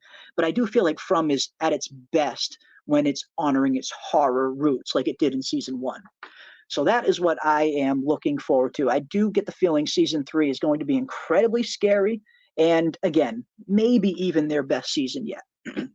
Maybe even their best season yet. Looks like Jim goes on his own adventure. I would suspect Julie would not be excited that he left with Ethan. Now that's possible as well. You know, Jim, again, I know we've talked about this in the past, but Jim's going to have a very important decision to make pretty early on when Victor comes back to town without Tabitha. Jim's going to have a very tough decision. Does he go after Tabitha and risk orphaning the children? Or does he stay back to take care of the children until he learns more information about Tabitha? He's going to have a pretty important decision to make. And yes, if he does kind of just go trotting off into the woods, and it does look like Jim and Kenny do go off into the woods at the very least in search of food, yeah, that could be something that could create a rift within the Matthews family. Absolutely. Absolutely. Henry is the character we think is Victor's father. Yes, yeah, Henry. Whenever I refer to Henry, I'm sorry if I didn't explain it a little more clearly. Yes, Henry is one of the new characters that will be in season 3, and that is the character that we see in the trailer that Tabitha goes to visit. It looks like Tabitha visits his house. And a lot of people seem to think that that might be Victor's father. And I think it's definitely going to have some kind of familial tie to Victor's family. If not the father, some other family member. It definitely seems to be some close connection between Henry and Victor and his family. I mean, hell, we see the pictures on the wall look an awful lot like a young Eloise and a young Victor. So if it's not directly their father, it's definitely some kind of family member, I get the feeling. Vala Mogulis says, Fletcher, the three-eyed raven. Well, a Valadohitis right back to you as well, my friend. Welcome, welcome, welcome. Let's see what else we got. Winter has arrived. Indeed, winter has definitely arrived. And that's another question. I wonder how kind of severe is this winter going to be? And how long is this winter going to last? This is, for all intents and purposes, this is the first winter that has come around in decades, maybe even longer for all we know. But how bad is this winter going to get, and how long is this winter going to last? We do see snow starts to fall. We do see snow is covering the ground, but not a whole lot of it based on the trailer. It only looks like there's a little bit of snow covering the ground. So I'm wondering just how bad this winter is really going to get, and will we get a full-on blizzard in season 3? I don't know, but I certainly hope we do. I certainly hope we do. This one is easy for me, Justin White. I would be Jade, because he's going to figure this shit out in the end. You're goddamn right I am, Jade said to Tom. Yes, this is true. This is true. You know, Tom says to Jade, you're going to be the one to figure it out. You're goddamn right I am. People like me design the maze. We place the cheese. And I do think you're right. I definitely think where Christopher might have failed in solving the puzzle, I do think Jade will succeed in solving that puzzle. And yes, I think it's going to lead to some big answers, or potentially even getting them all out. I think Jade's storyline is going to be incredibly important. Probably one of the most important to the story is going to be Jade's storyline. And yes, I think he will succeed. I'm with you there, Julie. I do think Jade will succeed, maybe where Christopher failed. And that's if Christopher failed. There's still so much about Christopher that we don't know as well. Okay, y'all, I am fighting over whether to put down the energy drink and pick up either rum or coffee. I'm gonna need a minute. Wait, there is some old lady at the door. Give me a minute. Be careful about that old lady. Make sure it is not the granny monster. Certainly don't want that. Certainly don't want that. And yeah, Randall's making all kinds of friends in season 3. I guess so. Randall making all kinds of friends. Julie and Randall, Mari and Randall, it makes sense because they'll have the effects. Yes, exactly. Yeah, like I was saying earlier, the dream state, them all kind of having that same shared experience of being in that cicada coma. You know, all 3 of these characters have something in common now. So yeah, it makes sense that they would kind of spend some time together and maybe learn from their experiences. And I'm wondering, how much are they going to remember from being in that coma-like state? Is the whole thing going to be just one giant hazy fog? Will they slowly start getting memories back as the season progresses? Or will it be one of those things where they just have no memory of it at all? I get the feeling if they don't remember all of it, they're at least going to remember some parts of it, because I do think that might be the quote-unquote trauma that Julie might be dealing with in season 3, with her kind of remembering her time in the cicada coma. So yeah, I mean, absolutely, Julie. It makes sense that some of these characters would spend some time together to kind of share their experiences and maybe share what they remember. Absolutely. Let's see what else we got. That's what I was thinking. The dungeon ruins, and if not, maybe the talisman hut. Oh yeah, the talisman hut could be another possibility in terms of the ruins that Julie and Ethan travel to. Yeah, I mean, again, my first thought was the ruins that Boyd discovers, or maybe a new ruin entirely. But as you mentioned, it could be the talisman hut as well. That's certainly a possibility. Certainly a possibility. And yeah, I mean, just the idea of Julie and Ethan going on some kind of trek into the woods together to some ruins. It's like, what the hell kind of circumstances are going to arise that has this happening? And how come Jim isn't with them? Like, it's just a lot of questions surrounding that whole deal there with Julie and Ethan traveling to these ruins. And I'm really looking forward to seeing how that eventually happens. But no, that should be fun. That should be fun. Nope, don't want to see Randall and Julie. She's supposed to be like 15, 16. In terms of like romantically, it's a little weird. Yeah, I mean, I'm not exactly sure how old Randall is supposed to be on the show, but he's definitely an adult. I mean, he's definitely an adult at the very least. And yeah, I mean, it seems like Julie's supposed to be around 16 in the show. So yeah, that them two being a romantic pair, little bit weird. Them two spending some time together and sharing their experiences about the cicada coma, that is a little better. But yeah, them as a potential romantic pair, yeah, a little bit weird. Julie's a little young for him. I think Julie's a little young. But yeah, here we go. Here we go. All right, we got one final episode left. Episode 8. Episode number 8. Let's see what else we got here. Yeah, I agree. It's like torturing us, but I love it. Yeah, in terms of the From discussions, I know it's like, man, freaking get here already. Freaking get here already. Damn. Why are you not here? Why are you not already here from season 3? I don't know, but hopefully it will be soon. Again, 3 weeks, guys. We got 3 more weeks to get through. And hopefully these 3 weeks will go by a little bit faster. A little bit faster. I am late, but hello, everyone, says Tiffany. Welcome, Tiffany. So glad to have you here. Better late than never. We are going over some of the episode titles for season 3 and the episode synopsis. We're actually about to dive into the final one, actually, here in 1 minute, if I can pull it up. I am very much in need of a new computer. This computer, I think, is about to shite the bed. It has, it's old. It's had a lot of miles on it. Got a lot of good miles on this computer, but I think it's time for a new one for me personally. It's really starting to affect my streams. So yeah, a new computer I think I am going to have to get, but that's neither here nor there.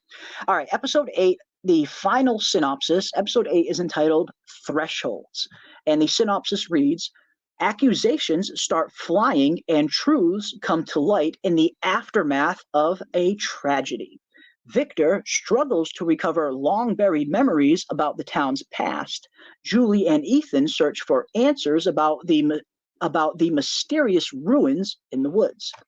So it looks like things, again, are really, really starting to come to a head by the time we get to episodes 8, 9, and 10. I think these last 3 episodes in season 3 are going to be some freaking wild ones.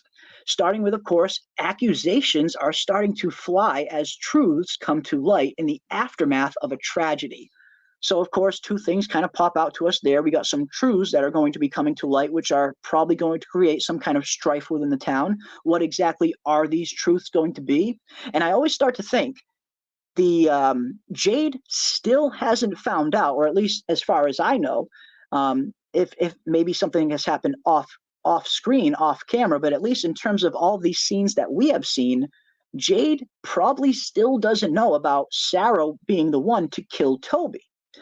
So I'm starting to wonder, could that information maybe come to light? I mean, we saw how Sarah's hand in Kenny's father's death came to light in season 2. And I've always been wondering about that Toby death, and could Jade potentially find out at some point that Sarah killed Toby? And could that maybe create some tension within the town? I don't know. But also, it says in the aftermath of a tragedy. So it looks like we might not have just one big character death in season 3. We might have 2. We know that we are going to be losing a big character within the first 2 episodes. Probably episode 1, maybe episode 2. We do know that the funeral, or the townsfolk, are going to be saying farewell to one of their own in episode 2. Now, does that mean the death happens in episode 2, or does it happen in episode 1? Could be either or. But we do know we have at least one big death coming pretty early on in the season. But now we get to episode 8, and we see the aftermath of another tragedy, which, again, looks like we're going to maybe have another death in Fromville. And what are the possibilities here? Of course, anyone could really be on the chopping block on a show like this. Really, nobody is safe. But again, Fatima and the baby always keeps coming to mind for me. We know that Fatima and this pregnancy has been very, very anything but normal. And we don't really see Fatima mentioned in any of the later synopsis for any of the episodes. So I'm starting to wonder if Fatima and the baby might be this second tragedy that's going to be happening later on in the season. Again, I'll be super surprised if both Fatima and the baby make it. I get the feeling at the very least one of them will not make it. Maybe both, but at the very least one of them is not going to survive this pregnancy. Whether it's her or the baby remains to be seen. But yeah, something bad is coming for Fatima. Something very bad is coming for Fatima. And then, of course, we see Victor is struggling to recover long-buried memories about the town's past. And this has been one of Victor's quests that he seems to be on in Season 3, is recovering old memories. We hear him talking to Sarah in the trailer about Victor saying that he needs to remember what's missing. And then we see him literally digging to try and find something. And in that episode synopsis, we hear Victor unearths something about the town's past. So it does look like Victor is going to be recovering some interesting memories in Season 3 that will likely lead to some pretty interesting answers for us, the audience, as well. And I wonder what he is going to be recovering. What memories is he going to be struggling with towards the end of Season 3? What big revelations is Victor going to reveal for us through these memories? Again, when I see Victor digging, I wouldn't be too surprised if he's digging for maybe some old drawings that he maybe buried a long time ago, either Eloise's or more of his. And maybe he's digging for these drawings to uncover some memories, because that's what these drawings are for Victor. These drawings are essentially memories. When Victor has something in his head, he's not 100% sure if it's a memory or a dream. So if it's a memory, he draws it. And that's how he can distinguish memories from dreams. If he sees a drawing of it, Victor knows that it is something that really happened. It was real. So I get the feeling he could be looking for some new drawings when he is unearthing something in that earlier episode. And that could carry off into the rest of the season, with Victor kind of having a flood of all of these new memories coming back to him, and some of them probably being pretty traumatic. Like, again, we know that he finds his dead mother next to the faraway tree, but we don't really know much more other than that. There's still so much about that 1978 massacre that is just shrouded in mystery. And most importantly, what was Christopher's role in all of it as well? We hear Victor say that Victor's mother came to him and Eloise and said, find somewhere where Christopher can't find you. Not where the monsters can't find you. Find somewhere where Christopher can't find you. So, yeah, still so many question marks when it comes to the original 1978 massacre. And what kind of answers, what kind of reveals Victor is potentially going to uncover.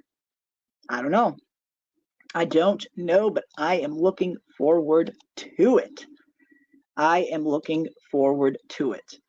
But there we have it, guys. The synopsis and the episode titles for Season 3. Now, of course, we do have the episode titles for Episode 9 and 10. Both Episode 9 and 10 are titled Revelations, Part 1 and Part 2, but they did not give us any synopsis for those episodes. And that's not too surprising. Based on the way things are going, it looks like Episode 9 and 10 might just be too spoilery to have any synopsis released on it at all.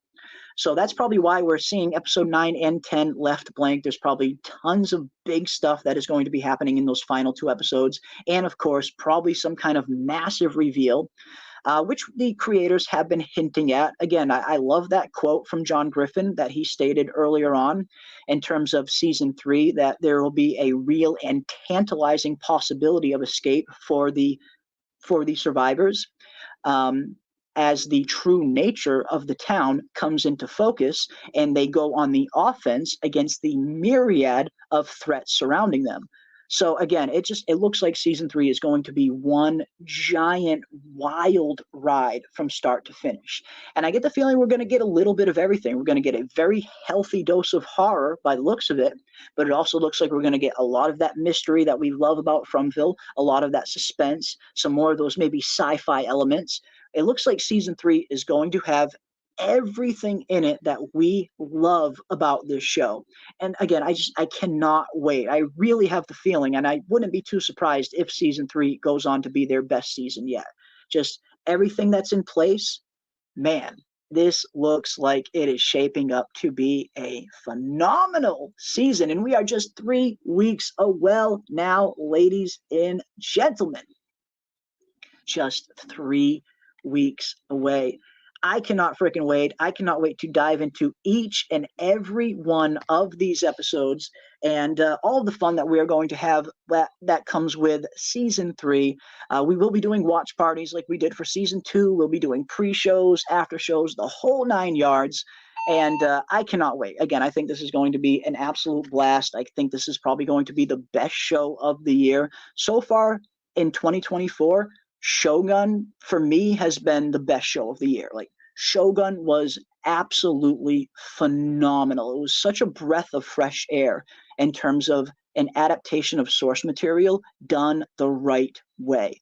So it's going to be very hard to top Shogun season 1 just after how exquisite that first season was. But if anything can top Shogun, it is From. I'm very much convinced that From will probably be at least my personal favorite show of the year. But again, that's high praise because Shogun was freaking almost perfect. Shogun was literally almost perfect. It was so good. The acting was great. The dialogue was great. The setting was great. The aesthetic was great. You really had a feeling like you were actually back in feudal Japan during the Sengoku period. Which is one of my most fascinating time periods in history. I love feudal Japan. So yeah, it's going to be tough to top Shogun, but if anything can do it, it is From. It is definitely From. And there we go. Now my computer wants to start working again just as I'm getting towards the end of the stream. Just my luck, guys. Just my boomer luck. But yeah. Let me know down in the comment section, what storyline are you guys looking forward to seeing most in season 3? Which character story are you looking forward to seeing progress the most in season 3? Are you looking forward to seeing what is going to happen to Tabitha? And is she in the real world? How is she going to make her return? Are you looking forward to Jade's storyline in the symbol? Are you looking forward to Victor's storyline and all the memories that he might be uncovering? What storyline, what character storyline are you guys looking forward to the most in season 3? And yeah, I'm hopeful season 3 might be its best as well, Tyler. I'm hopeful. I am hopeful. And yeah, I'm right there with you, Lauren, as well. I definitely am looking forward to Jade's storyline the most. There's so many storylines that I am really much looking forward to. I'm definitely looking forward to Tabitha, definitely looking forward to Victor, really looking forward to Boyd and everything he's going to be faced with in season 3, especially considering it looks like the town is going to start to question Boyd's ability to lead them at one point. So I'm very intrigued with that. Boyd has been such a sturdy and steady leader of this place for so long.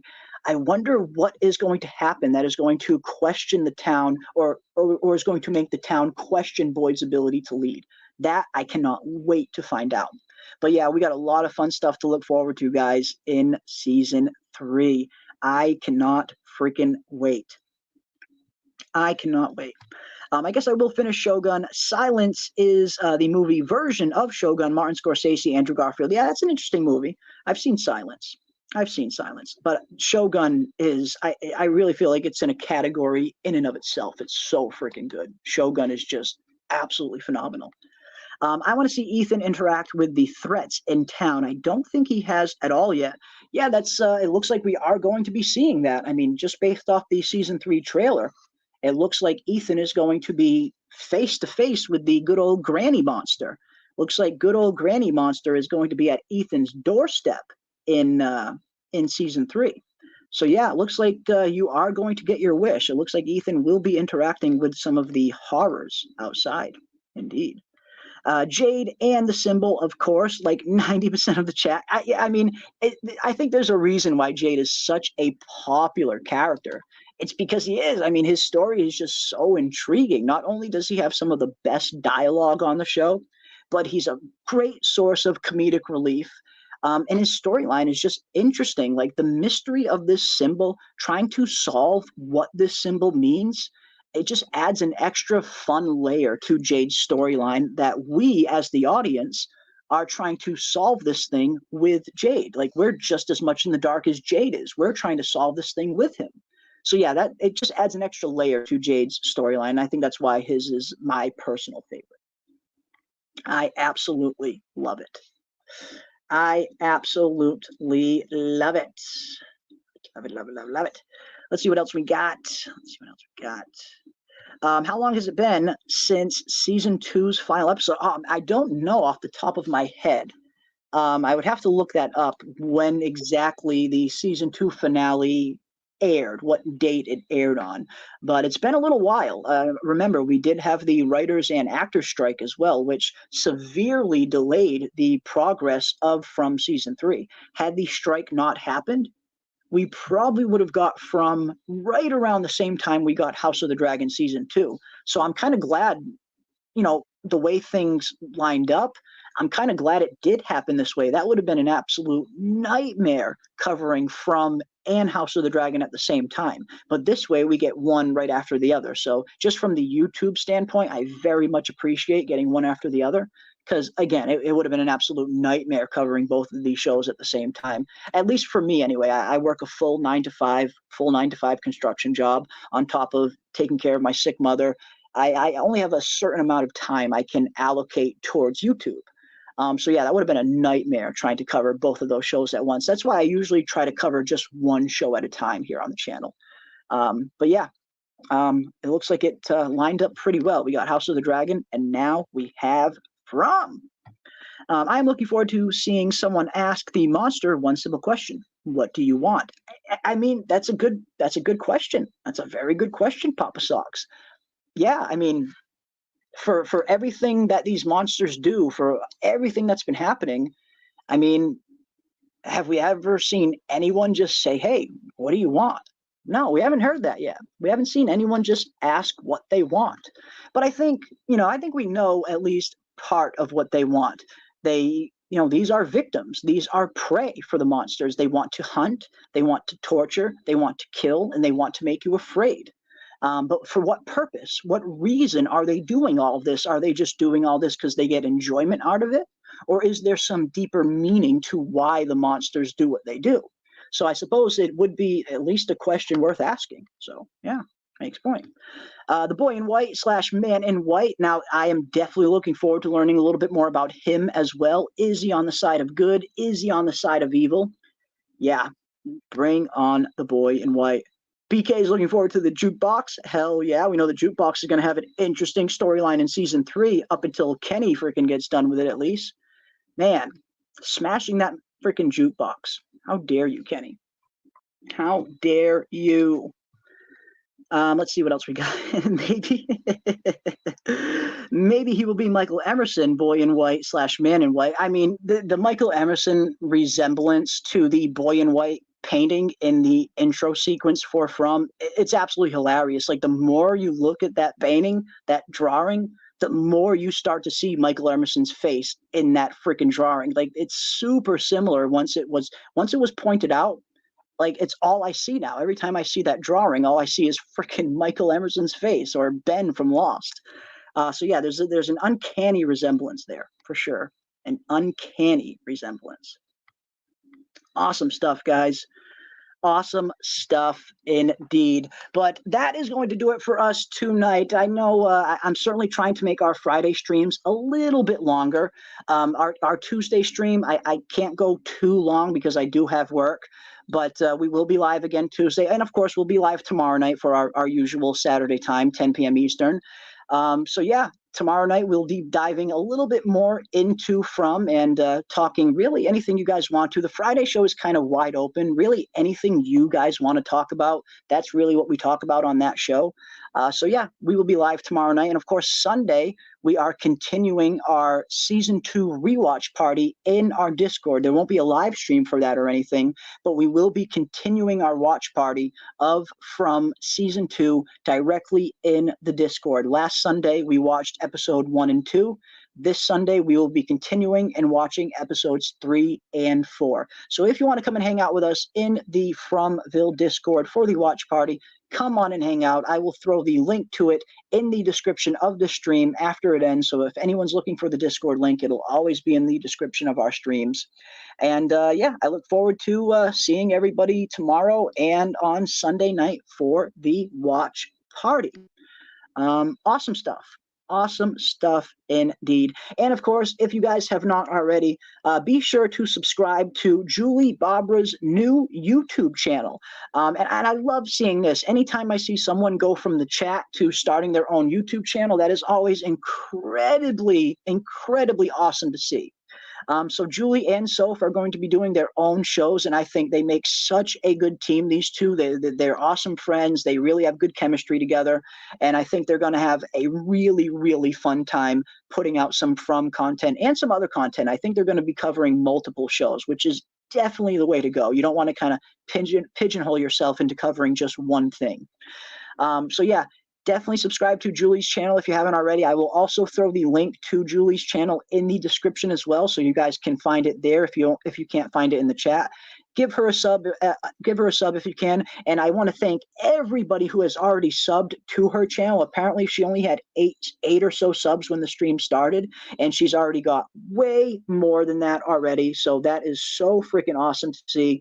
She went from 8 to 25 subs during this stream alone. Wow, thank you guys so much for subbing to Julie's channel. You guys know Julie by now. I mean, she's here. She calls into Tony's channel. You'll find her on Real's channel sometimes too. She's an awesome member of the Fromily, has some great fan theories, and has done some of the best Batman level detective work I've seen in a very long time. So definitely subscribe to Julie B Dives Deep, and be on the lookout when she starts uploading their very first From content. And I will be helping them out along the way. And I'm looking forward to kind of diving in, and any help that you guys need, of course, do not hesitate to ask me.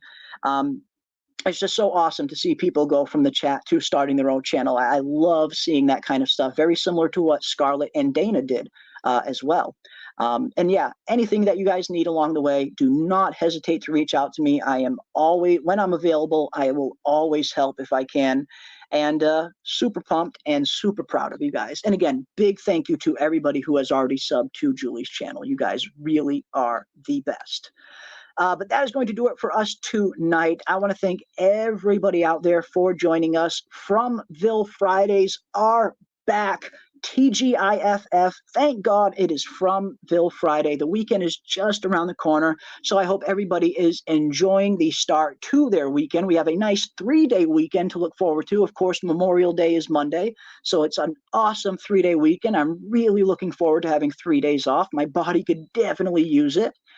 So I'm looking forward to diving into all things Fromville with each and every one of you, and I cannot thank everybody enough for all the support you guys have shown us tonight, all of the super chats, and all of the new members that we got tonight. I cannot thank you guys enough. You guys were so generous tonight, and it really does mean the world to me. I can't thank all of you enough for all the support you guys have shown the channel.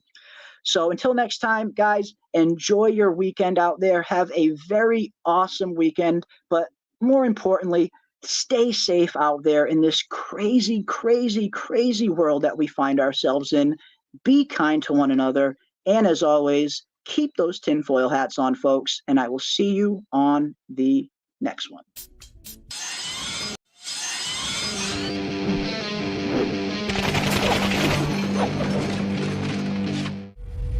Oh my God. Like a dream. It was an ambush. How many did you save? Just like a dream. You did the only thing you could do. And you lost. Like a dream. Look, we're still in this thing. The day you walked away. But we have no idea what we're dealing with. Unfortunately.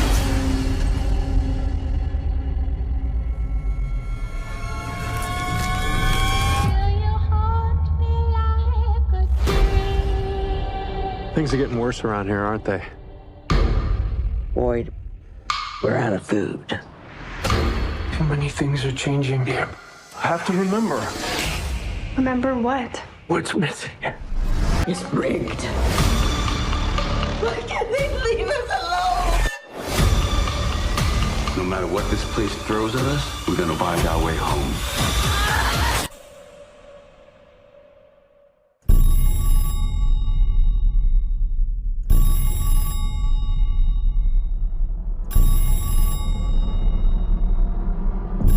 Everybody just talks about how afraid they are of dying. Well, I don't think that's the worst thing that can happen to you here.